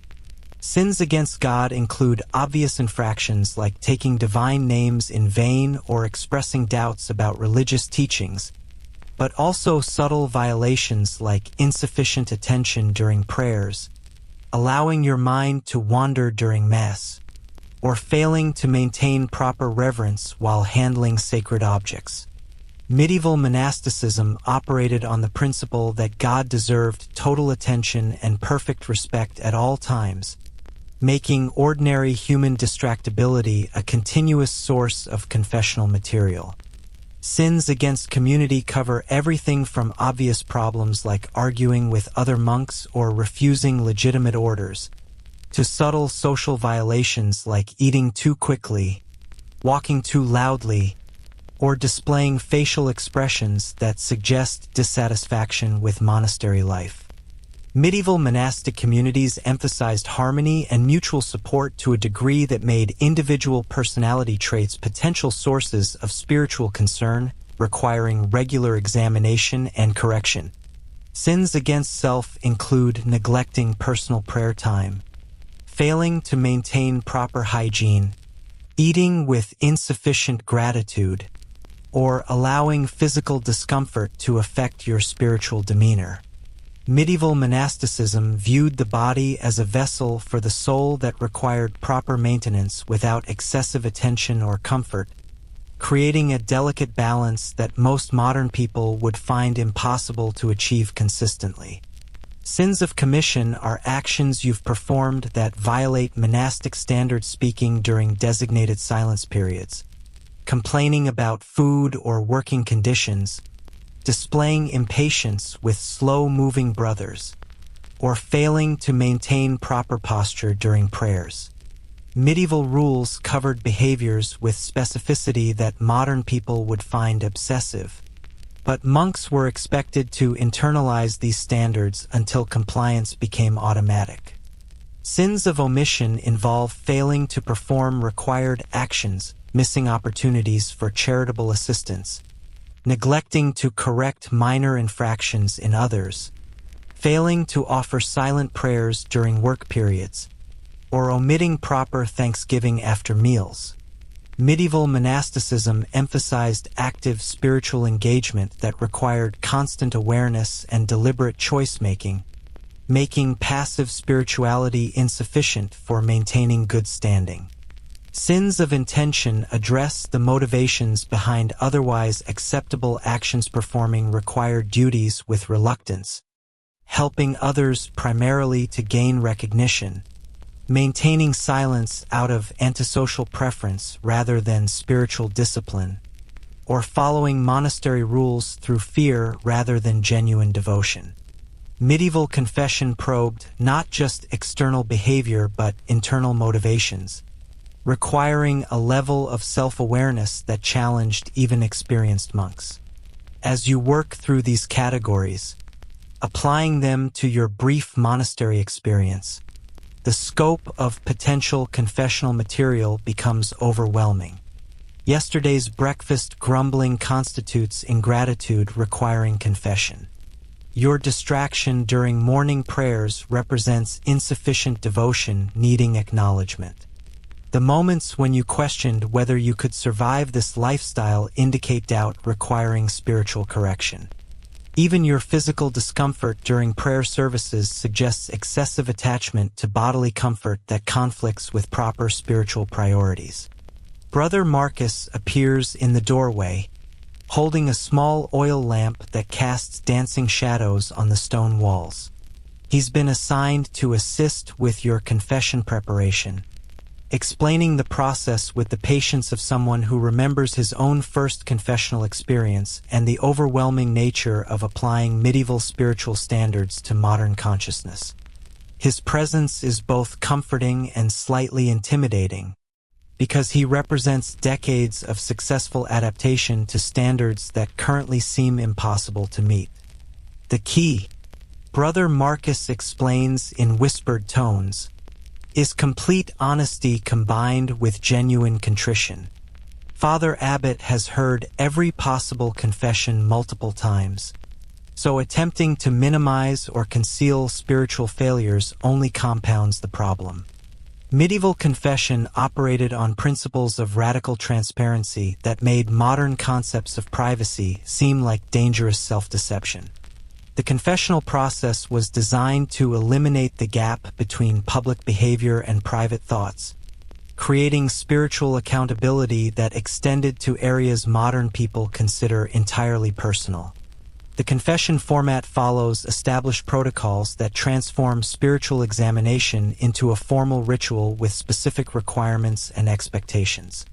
You begin by acknowledging your status as a sinner seeking forgiveness, then proceed systematically through each category of potential violations, providing specific examples and expressing appropriate contrition for each failure. Medieval confession wasn't just about listing mistakes, it required demonstrating understanding of why each action was spiritually problematic and expressing genuine intention to improve. Historians still argue whether medieval people actually experienced the kind of thorough guilt that confession rituals suggest, or whether they simply went through the motions to satisfy institutional requirements. But the detailed confession manuals and extensive penitential literature indicate that spiritual self-examination was taken seriously by both confessors and penitents. The process served multiple functions beyond simple forgiveness. It reinforced community standards, provided opportunities for spiritual guidance, and created systematic accountability that helped maintain monastery discipline. Brother Marcus provides examples of proper confessional language, demonstrating how to frame admissions in ways that acknowledge wrongdoing without making excuses or minimizing responsibility. Father, I confess that I have failed in proper reverence during prayers, allowing my attention to wander to worldly concerns rather than focusing entirely on divine worship. I recognize this represents spiritual lukewarmness requiring correction. Medieval confession required not just admission but analysis, showing that you understood the spiritual implications of your actions. The emotional preparation presents its own challenges, because medieval confession expected genuine contrition rather than perfunctory regret. You're supposed to feel actual sorrow for spiritual failures, experience real determination to improve, and approach the process with humility that acknowledges your complete dependence on divine mercy. Medieval spirituality emphasized emotional engagement with religious practices, making confession a psychological as well as ritual experience that tested your ability to generate appropriate feelings on command. Your modern mind rebels against this level of spiritual micromanagement, questioning whether every minor distraction or moment of discomfort really requires formal confession, and whether such detailed examination of internal states promotes spiritual growth or simply creates anxiety about impossible standards. But medieval monasticism operated on different assumptions about human nature, divine expectations, and the relationship between external conformity and internal transformation. The preparation continues late into the evening, as you work through specific examples of confessional material from your brief monastery experience. Each incident requires careful analysis to determine its spiritual significance and appropriate level of contrition. Yesterday's porridge complaints represent ingratitude and attachment to worldly pleasures. This morning's manuscript struggles indicate insufficient patience and excessive pride. Your discomfort during prayer services suggests spiritual weakness requiring strengthening through penance and discipline. Brother Marcus emphasizes that confession isn't just about acknowledging past failures, but committing to specific improvements in future behavior. Medieval penitential practice included detailed plans for avoiding similar spiritual problems, creating accountability systems that extended beyond the confessional conversation. You're expected to propose specific strategies for maintaining better attention during prayers, accepting monastery food with gratitude, and enduring physical discomfort without complaint. As the evening deepens toward Compline, the final prayer service of the day, you realize that confession preparation has become its own form of spiritual exercise that challenges assumptions about personal autonomy, private thoughts, and the boundaries between individual conscience and institutional authority. Medieval monasticism left little room for purely personal spiritual experience, integrating individual development with community standards in ways that modern people might find intrusive but that medieval monks considered essential for authentic spiritual growth.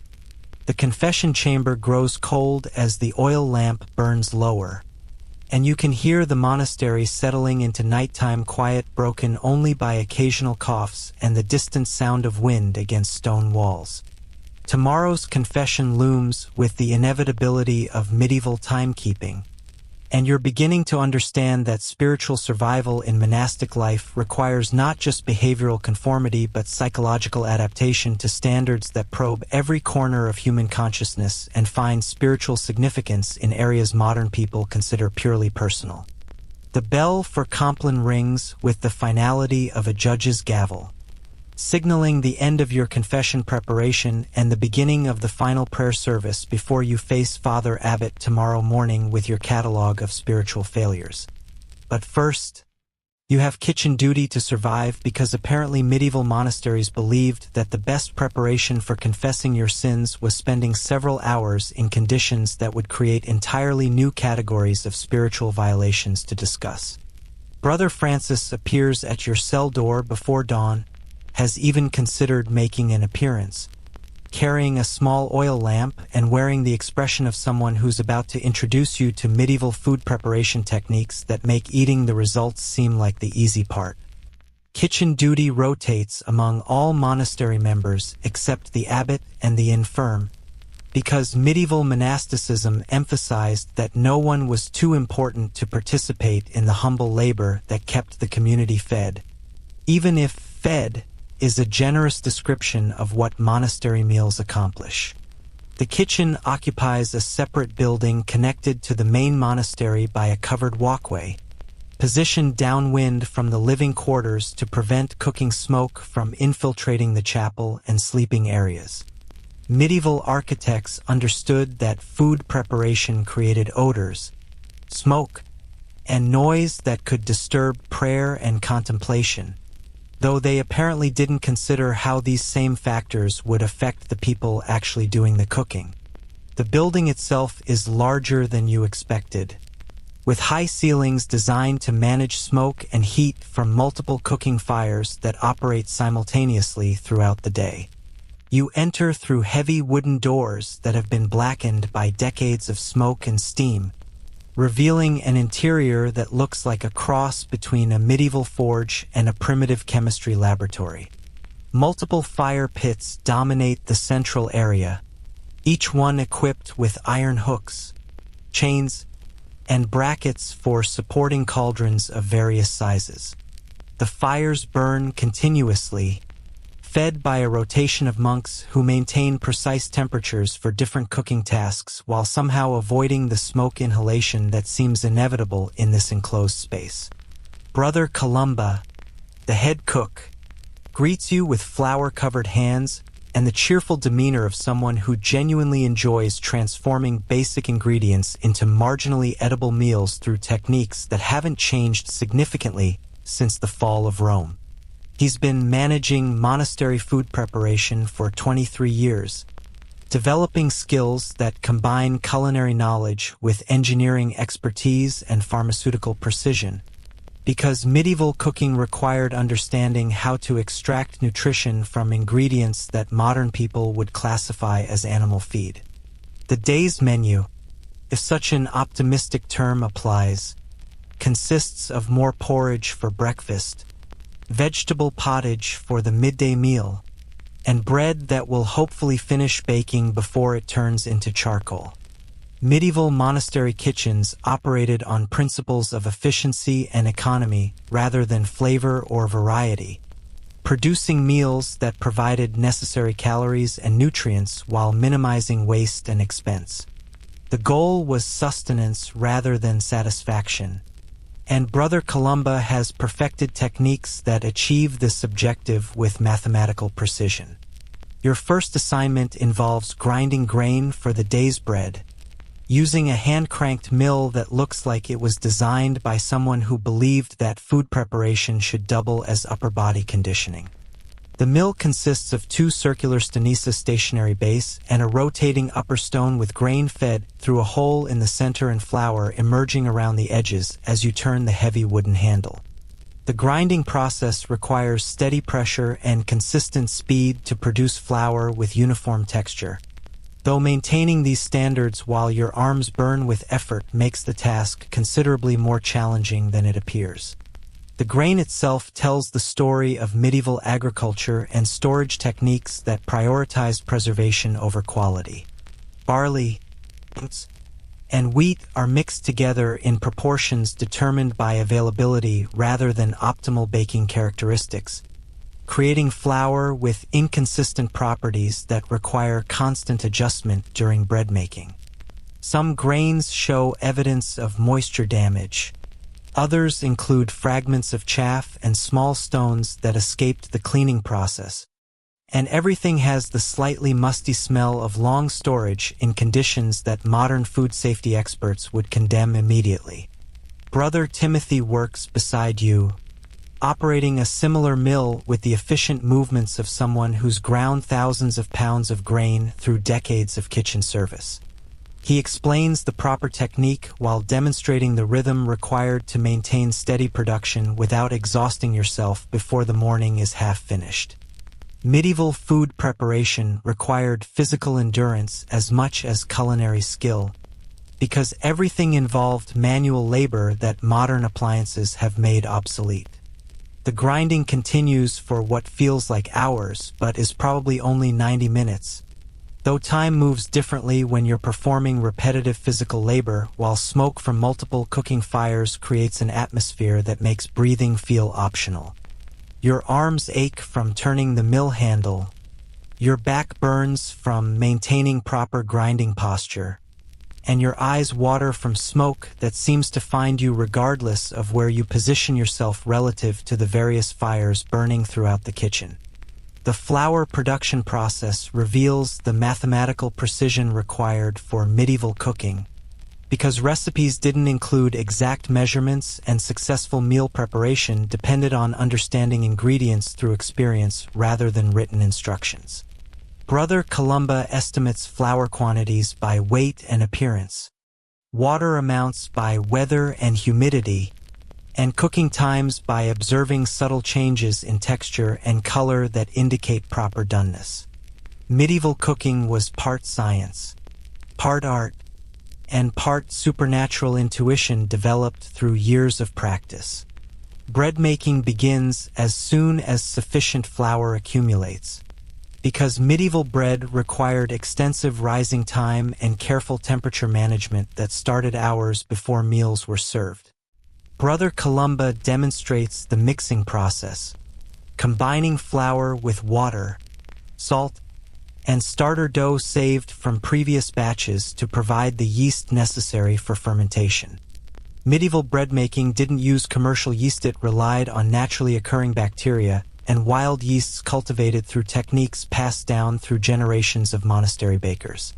The dough mixing takes place in wooden troughs carved from single tree trunks, seasoned with decades of use until the wood has absorbed flavors and oils that contribute to bread flavor in ways that modern baking equipment can't replicate. The mixing process requires significant physical effort, because medieval dough was denser and stiffer than modern bread, designed to provide maximum nutrition and storage life rather than light texture or easy chewing. Your hands quickly develop a coating of sticky dough that seems determined to incorporate your skin into the final product. Kneading the dough provides a full-body workout that makes manuscript copying seem like relaxation therapy by comparison.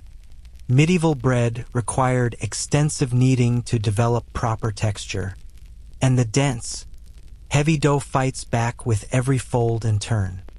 Brother Columba demonstrates the proper technique: rhythmic pushing, folding, and turning that gradually transforms the rough mixture into smooth, elastic dough ready for rising.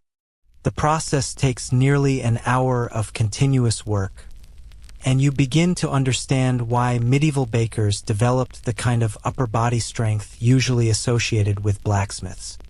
The rising process presents its own challenges, because medieval kitchens lacked precise temperature control and bread dough required specific conditions to ferment properly. Brother Columba places the shaped loaves near the cooking fires, but not too close, in locations that provide steady warmth without excessive heat that would kill the yeast or create uneven rising. Medieval bakers developed almost supernatural sensitivity to temperature and humidity, adjusting dough placement throughout the rising period to compensate for changing conditions. While the bread rises, your attention turns to preparing the midday potagia, thick soup that combines vegetables from the monastery garden with grains and whatever protein sources are available. Medieval pottage was essentially nutritional engineering disguised as food, designed to extract maximum sustenance from ingredients that individually might not provide balanced nutrition. The preparation process involves chopping vegetables with knives that have been sharpened so many times they're barely wider than modern pencils. The vegetables themselves tell the story of medieval agriculture and preservation techniques that kept communities fed through seasons when fresh food was unavailable. Root vegetables dominate the mixture: turnips, carrots, parsnips, and onions that have been stored in cool, dry conditions since harvest. Some show signs of sprouting or soft spots that require careful trimming, and everything has the concentrated flavors that develop during long storage. Medieval cooks became experts at identifying which parts of aging vegetables remained edible and which required removal to prevent spoiling entire batches of food. Brother Augustine joins the vegetable preparation, wielding his knife with the precision of someone who spent decades turning questionable produce into edible meals. He explains the philosophy behind monastery cooking: waste nothing that can be safely consumed, combine ingredients to maximize nutrition, and accept that flavor is secondary to sustenance. Medieval monasticism applied spiritual principles to cooking, finding religious significance in the careful use of God's provisions and the transformation of basic ingredients into nourishing meals. The pottage cauldron hangs over one of the cooking fires, suspended by chains that allow height adjustment to control cooking temperature.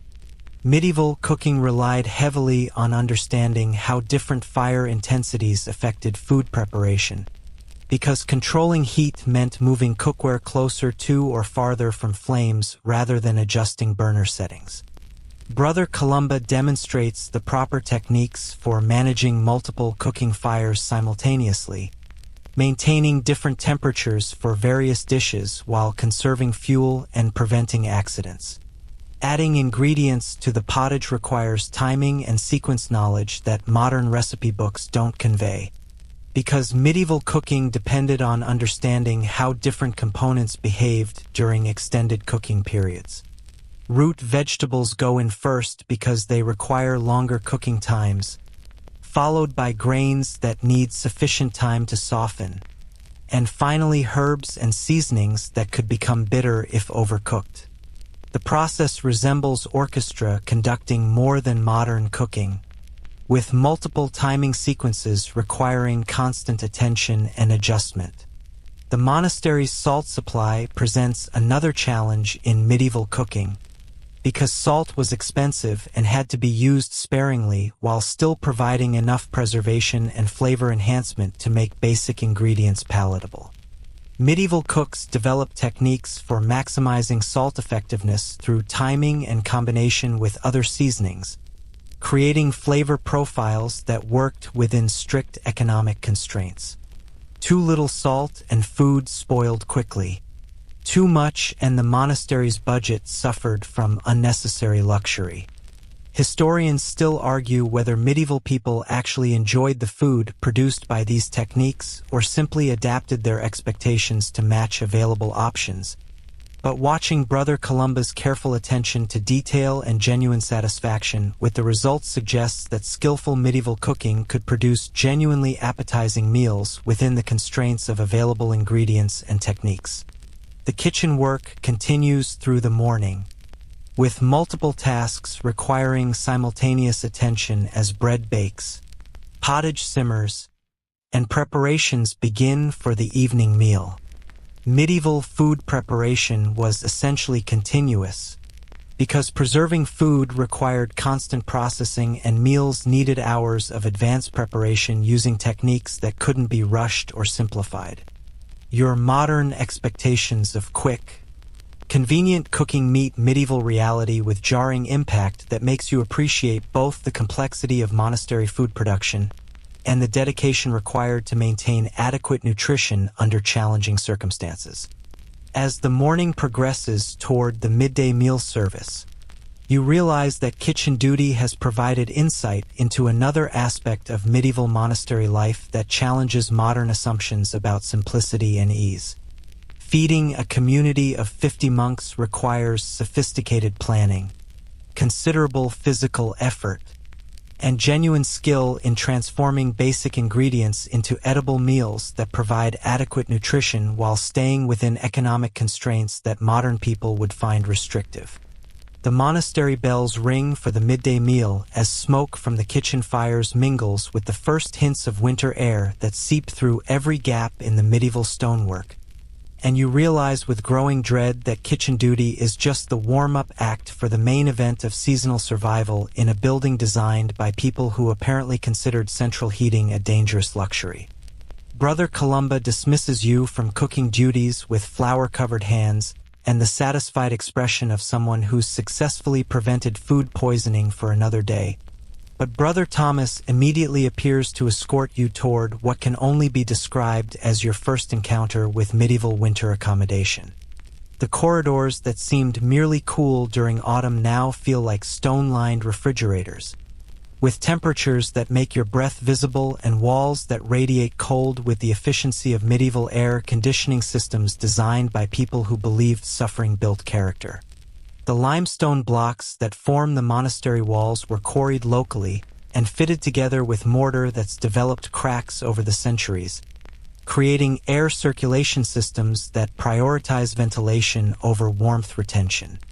Medieval builders understood structural engineering but apparently considered thermal comfort a worldly concern that interfered with spiritual development. Your cell, which seemed adequate during warmer weather, now reveals itself as a sophisticated torture device designed to test your commitment to monastic life through systematic heat extraction. The stone walls conduct cold from the outside air directly into the interior space, while the single narrow windowsill covered with oiled parchment rather than glass provides natural refrigeration that keeps the room temperature consistently below anything modern people would consider habitable.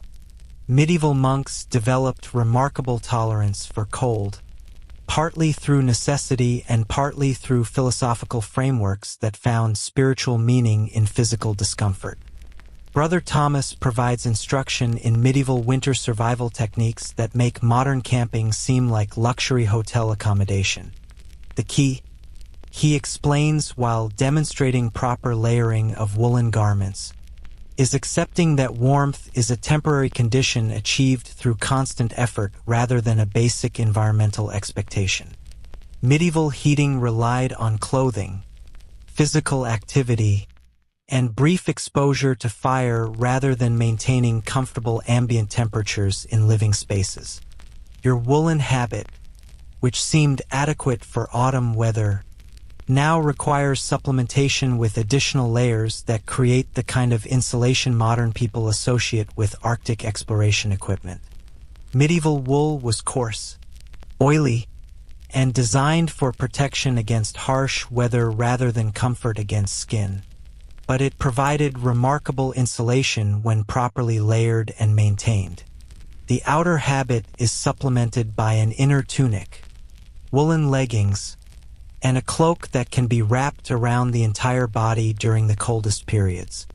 The monastery's heating system, such as it exists, consists of several strategically placed braziers that burn charcoal in iron containers designed to provide localized warmth without creating fire hazards that could destroy centuries of accumulated manuscripts and religious artifacts. Medieval fire safety involved careful management of limited heat sources rather than widespread heating systems, because accidental fires could eliminate entire communities along with their buildings. The braziers are moved between common areas according to daily schedules that prioritize chapel warming during prayer services and refectory heating during meals. Sleeping arrangements require radical adjustment to medieval expectations of nighttime comfort that make modern camping seem luxurious by comparison. Your straw mattress, which seemed primitive but adequate during warmer weather, now becomes a sophisticated system for preventing hypothermia through layering techniques that combine straw insulation with woolen blankets and body heat conservation strategies developed through centuries of cold weather survival. Medieval bedding wasn't designed for comfort, it was designed to prevent death from exposure while maintaining the kind of Spartanism that monastic life required. Brother Timothy demonstrates proper medieval bed preparation, showing how to arrange straw for maximum insulation, layer blankets for heat retention, and position your body to minimize heat loss during the long winter nights when temperatures inside the monastery often drop below freezing. Medieval sleeping required as much skill as any other survival technique, because poor preparation could result in frostbite, respiratory illness, or worse during the harshest weather. The woolen blankets deserve special mention as triumphs of medieval textile production that prioritize function over any consideration of comfort or aesthetic appeal. Woven from the coarsest wool available, these blankets provide remarkable insulation while maintaining the texture of burlap mixed with steel wool. Medieval sheep lived harsh lives that produced fleece designed for weather protection rather than softness, and monastery blankets reflect this practical approach to textile production. They're warm, durable, and guaranteed to make you nostalgic for modern synthetic materials. Maintaining warmth during prayer services presents challenges that test both physical endurance and spiritual commitment, because the chapel's high ceilings and stone construction create an environment that seems specifically designed to extract body heat during the extended kneeling and standing required for proper worship. Medieval monks developed techniques for maintaining circulation during long services, including subtle movements and positioning strategies that preserved warmth without disrupting the solemn atmosphere required for divine communication. The monastery's stone floors become particularly problematic during winter, conducting cold from the earth through your sandals and into your feet with efficiency that makes you understand why medieval people had different expectations of foot comfort and circulation. Medieval footwear was designed for durability rather than insulation, and monastery sandals provide minimal protection against surfaces that can literally freeze your feet during the coldest weather. Brother Timothy demonstrates foot-warming techniques that involve positioning near braziers, vigorous walking between activities, and accepting that numb toes are simply part of winter monastery life. Food preparation during winter months requires additional challenges that make the already difficult process of medieval cooking even more demanding. The kitchen fires must be maintained more carefully to provide both cooking heat and general warmth for the cooking staff, while ingredients require different preparation techniques to compensate for cold temperatures that affect rising times, cooking consistency, and food safety. Medieval cooks became experts at adjusting their techniques for seasonal conditions that modern kitchens eliminate through climate control. The monastery's water supply presents winter challenges that make modern plumbing seem like miraculous technology rather than basic infrastructure. Wells and cisterns can freeze during harsh weather, while washing water requires heating over fires that consume precious fuel supplies. Medieval hygiene standards, already challenging during warmer weather, become even more difficult to maintain when water must be heated for every washing task and cold temperatures make extended cleaning uncomfortable or dangerous.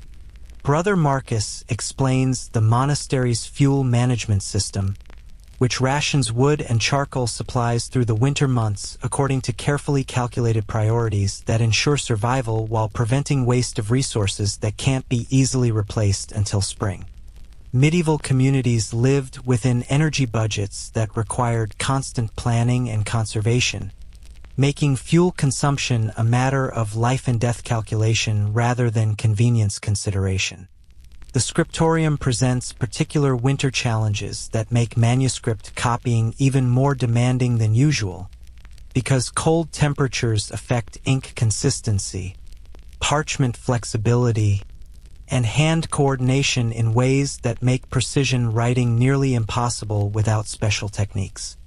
Medieval scribes developed methods for maintaining ink fluidity in cold conditions, keeping hands warm enough for detailed work, and preventing parchment from becoming too brittle for safe use. Winter manuscript production required as much engineering skill as artistic ability. Historians still argue whether medieval people actually adapted to these harsh winter conditions or simply endured them through necessity. But the detailed survival techniques and philosophical frameworks that developed around cold weather monastery life suggest that adaptation was more complete than modern people might expect. Medieval monasticism found spiritual meaning in seasonal hardship, viewing winter discomfort as opportunities for developing patience, endurance, and trust in divine providence. Your breath creates visible clouds in the corridor air as you follow Brother Thomas toward the evening meal, and you realize that winter in a medieval monastery isn't just uncomfortable, it's a continuous test of physical survival that makes every other aspect of monastic life more challenging. Eating requires warming food quickly before it cools to room temperature, which is approximately the same as refrigerator temperature. Prayer services become endurance events that test your ability to maintain spiritual focus while your body diverts energy toward preventing hypothermia. The refectory, even with braziers providing localized warmth, remains cold enough that the evening pottage steams dramatically when it's served, creating clouds of vapor that provide brief facial warming before dissipating into the frigid air. Medieval meals became opportunities for temporary warming as much as nutrition, and hot food represented luxury that modern people take for granted. The wooden bowls conduct cold from the air into the food, requiring rapid consumption before thermal equilibrium makes eating and exercise in consuming lukewarm liquids. Sleep preparation requires extensive ritual that transforms going to bed from a simple activity into a complex survival procedure. Medieval monks developed bedtime routines that involved warming stones by the fire, arranging clothing for maximum insulation, and positioning blankets to create microenvironments that might maintain above freezing temperatures through the night. Sleep quality depended on preparation techniques that modern people associate with expedition camping rather than basic shelter. The monastery cat, Exodus, demonstrates superior adaptation to medieval winter conditions by spending most of his time near the kitchen fires or curled in sunny spots that provide maximum heat absorption. Medieval animals developed survival strategies that humans could learn from, though monastery rules discouraged excessive attention to creature comforts even when those strategies proved effective for maintaining body temperature and general health. As evening deepens toward Compline and the final prayer service before another night of medieval winter survival, you understand that seasonal endurance in monastery life requires not just physical adaptation but psychological acceptance of conditions that modern people would consider emergency situations requiring immediate correction. Medieval monks lived with cold, discomfort, and constant energy conservation as normal aspects of daily existence rather than problems requiring technological solutions. The stone corridors echo with the sound of sandaled feet and suppressed coughing as monks make their way toward evening prayers, and you realize that tomorrow will bring more of the same challenges: cold mornings, inadequate heating, and the continuous effort required to maintain basic bodily functions in conditions that test the limits of human adaptation to environments designed more for durability than habitability. The final weeks of winter arrive with the kind of brutal cold that makes previous discomfort seem like mild inconvenience, and you wake one morning to discover that the water in your washing basin has frozen, solid, a crystalline reminder that medieval monastery life has officially crossed the line from challenging to potentially life-threatening. Your breath creates clouds of vapor that linger in the still air of your cell, and you realize with growing desperation that every romantic notion you ever had about simple monastic living has been systematically destroyed by the harsh reality of surviving winter in a building designed by people who apparently considered hypothermia a character-building experience. Brother Thomas finds you shivering uncontrollably during morning prayers, your teeth chattering loudly enough to disrupt the chanted psalms, and his expression shifts from concern to the kind of practical determination that suggests this isn't his first encounter with modern people discovering their limits in medieval conditions. After lauds, he escorts you to a small chamber near the infirmary where Brother Anselm, who serves as both monastery physician and keeper of human dignity, provides what passes for medical attention in an age when healthcare consisted mainly of prayer, bloodletting, and hoping that divine intervention would compensate for complete lack of antibiotics. Many novices reach this point. Brother Anselm explains while examining your blue-tinged fingertips with the clinical detachment of someone who's seen countless cases of modern people colliding with medieval reality. The body rebels against conditions it wasn't prepared for, and the mind begins to question commitments made when circumstances seemed more manageable. His voice carries the gentle firmness of someone delivering difficult news with practiced compassion, though you suspect that his definition of manageable circumstances differs significantly from yours. The infirmary itself provides a glimpse into medieval medical philosophy that prioritized spiritual healing over physical comfort, though the herbs hanging from the ceiling rafters and the collection of pottery jars containing various remedies suggest that monastery healthcare involved more sophistication than you might expect. Medieval monks developed considerable expertise in herbal medicine, combining classical knowledge with practical experience gained through treating everything from common colds to plague symptoms with whatever materials could be grown, gathered, or traded from the outside world. Brother Anselm prepares a warming drink from herbs that smell like a combination of pine needles and horse medicine, explaining that medieval remedies focused on restoring bodily balance rather than treating specific symptoms. The drink tastes exactly as terrible as it smells, though it does generate internal warmth that spreads through your chest with the intensity of medical-grade alcohol. Medieval medicine might not have understood germ theory, but it definitely understood the therapeutic value of beverages that could restart circulation through sheer chemical force. Your hands have developed chilblains, a condition that medieval people accepted as routine winter discomfort, but that feels like your fingers are being slowly burned with invisible fire. Brother Anselm treats this with goose grease mixed with herbs, creating a salve that provides protection against further cold exposure while making your hands smell like a medieval kitchen during poultry processing season. The treatment works, though it adds another layer of aromatic complexity to monastery life that you hadn't anticipated. The psychological toll of extended winter hardship begins to manifest in ways that make physical discomfort seem manageable by comparison. Sleep deprivation from shivering through cold nights, malnutrition from inadequate medieval diet, and social isolation from language barriers and cultural differences combine to create mental stress that modern people associate with survival situations rather than religious communities. Medieval monasticism tested spiritual commitment through systematic elimination of physical comfort, and you're discovering that this elimination has practical limits beyond which survival becomes questionable. Brother Timothy notices your deteriorating condition during manuscript work, where your trembling hands make precise writing impossible and your concentration wavers between letters as your brain diverts energy toward basic temperature regulation.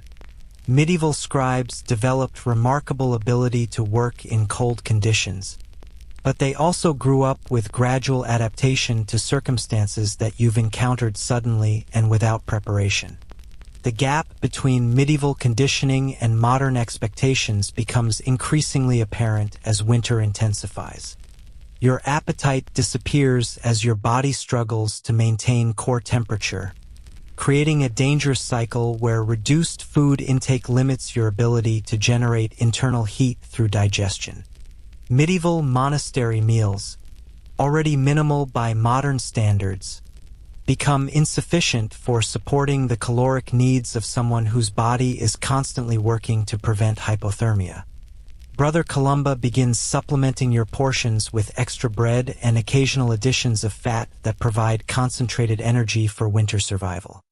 The confession process, which seemed psychologically challenging weeks ago, now becomes a refuge where you can acknowledge the growing desperation that accompanies your realization that medieval monastery life might literally kill you if attempted without proper preparation and gradual adaptation. Father Abbot listens with the patient understanding of someone who's guided many people through the difficult process of discovering their actual limits versus their imagined capabilities. There's no shame in recognizing that this life requires preparation that modern people lack. Father Abbot explains during what becomes a counseling session rather than traditional confession. Medieval monks began training in childhood, developing physical and mental resilience through gradual exposure to conditions that would overwhelm anyone encountering them suddenly. His words provide both comfort and reality check. This isn't personal failure, but it is genuine incompatibility between modern conditioning and medieval requirements. The monastery's other residents begin showing subtle signs of concern for your welfare, offering small kindnesses that demonstrate medieval community support while acknowledging that your situation has moved beyond normal adjustment difficulties into territory that requires intervention. Brother Geoffrey shares extra portions of his evening bread.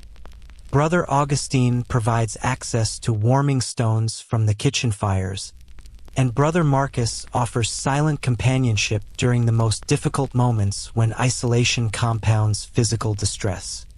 Medieval solidarity emerges as monks rally around a community member in crisis, demonstrating the mutual support systems that enabled monastic communities to survive harsh conditions through collective effort rather than individual endurance.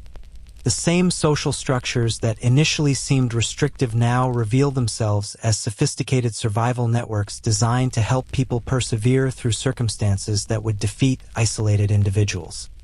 Your work assignments shift toward tasks that provide opportunities for warmth and shelter, as Brother Thomas arranges duties near kitchen fires or in areas where physical activity can help maintain circulation. Medieval work organization included flexibility for accommodating individual needs during crisis periods, though this accommodation operated within strict limits determined by community survival requirements rather than personal preferences. The winter solstice passes with celebrations that emphasize light, warmth, and community solidarity themes that carry special meaning when you're struggling to survive conditions that make modern emergency situations seem manageable. Medieval Christmas observances combined religious significance with practical necessity, providing psychological and social support during the most challenging period of the seasonal cycle. But despite community support and adjusted expectations, You gradually realize that continuing this lifestyle would require fundamental changes in your physical conditioning, mental preparation, and basic understanding of human limitations that go beyond what enthusiastic commitment can provide. Medieval monastery life wasn't just challenging, it required capabilities that modern people don't develop through normal contemporary existence. The decision to leave begins forming not as failure but as realistic assessment of the gap between medieval requirements and modern preparation. Brother Thomas helps you understand that recognizing your limits represents wisdom rather than weakness, and that attempting to persist beyond safe boundaries serves neither personal development nor community welfare. Medieval monasticism attracted people who were prepared for its demands through lifelong conditioning that you lack. Father Abbot provides guidance for departure that emphasizes respect for both your effort and the monastery's requirements, acknowledging that this experience has provided valuable insights even though it hasn't resulted in successful adaptation. Medieval religious communities understood that not every sincere seeker was suited for their particular demands, and they developed protocols for honorable transition back to secular life when monastic requirements exceeded individual capabilities. As spring approaches and your departure becomes imminent, you realize that this experience has provided profound appreciation for both medieval resilience and modern conveniences, along with understanding of human adaptability limits that theoretical knowledge couldn't convey. Medieval people weren't superhuman, they were products of lifelong conditioning to circumstances that modern people encounter only in emergency situations. The monastery community gathers to wish you farewell with genuine warmth and continued friendship, demonstrating that unsuccessful adaptation doesn't diminish the value of sincere effort or the bonds formed through shared struggle. Medieval monasticism produced communities that supported members through difficult transitions while maintaining standards necessary for institutional survival. Your departure coincides with the first signs of spring warmth, as if the seasons themselves are conspiring to ease your transition back to modern life with its heated buildings, abundant food, and reasonable expectations of physical comfort. The contrast between medieval winter survival and contemporary convenience becomes stark as you prepare to leave stone corridors and cold chambers for environments designed around human comfort rather than spiritual testing. The stone walls that once seemed romantic now appear as monuments to human endurance and adaptation, impressive in their demonstration of what people can survive when properly prepared and gradually conditioned. Medieval monastery architecture wasn't designed for comfort, it was designed for people whose entire lives had prepared them for circumstances that would challenge modern survival experts. As you walk through the monastery gates one final time, you carry with you profound respect for medieval people's resilience, appreciation for modern conveniences you'd previously taken for granted, and understanding that romantic notions about simpler times usually ignore the practical realities that made historical lifestyles genuinely difficult rather than merely quaint. Medieval monastery life was remarkable for its spiritual achievements and community solidarity, but it was also genuinely harsh in ways that modern people can appreciate intellectually without being able to endure practically. The heavy wooden doors close behind you with finality that feels like both relief and loss, ending an experience that challenged every assumption about historical simplicity while providing insights into human limitations and capabilities that no amount of reading could have conveyed. You wouldn't have lasted a day in a medieval monastery, but you lasted longer than that, and the experience has changed your understanding of both past and present in ways that will influence how you see human resilience, community support, and the genuine costs of achieving spiritual goals through physical testing. The modern world embraces you with its gentle, consistent warmth, its abundant food, its private bathrooms with actual toilet paper, and you find yourself overwhelmed with gratitude for conveniences that once seemed ordinary. Hot showers feel like miracles, comfortable beds seem impossibly luxurious, and the simple act of controlling indoor temperature appears as one of humanity's greatest achievements. Your experience has created permanent appreciation for the engineering marvels that surround modern life, the heating systems that maintain comfort without thought, the plumbing that provides clean water on demand, the food distribution networks that make nutrition available without seasonal limitations or backbreaking labor. Sleep comes easily now, in beds designed for comfort rather than character building, under blankets that provide warmth without feeling like medieval armor, in rooms where breathing doesn't create visible clouds and morning doesn't begin with breaking ice in washing basins. Your dreams sometimes return to stone corridors and Latin chanting, but they're gentle dreams now, filled with respect for the people who chose that life and succeeded where you discovered your limits. The monastery bells still ring in your memory, calling devoted souls to prayers that continue without you, marking hours in lives that found meaning through challenges you couldn't sustain. Medieval monasticism achieved remarkable things, preserving knowledge through dark ages, creating communities that supported human flourishing under harsh conditions, developing spiritual practices that nurtured souls through systematic embrace of difficulty. Those achievements required people whose entire lives prepared them for demands that modern existence doesn't develop, whose childhood conditioning created capabilities that contemporary comfort actively prevents. You've gained profound respect for historical resilience while accepting that appreciation doesn't equal ability, that understanding the past doesn't require successfully replicating it. The experience fades now into peaceful memory, teaching you to see both past and present with clearer eyes, to value modern achievements without dismissing historical wisdom, and to understand that every age creates its own forms of human greatness suited to its particular circumstances and requirements. Rest well, knowing that some challenges are meant to teach rather than be conquered, and that wisdom sometimes comes through discovering your limits with grace and returning home with deeper appreciation for the life you actually possess.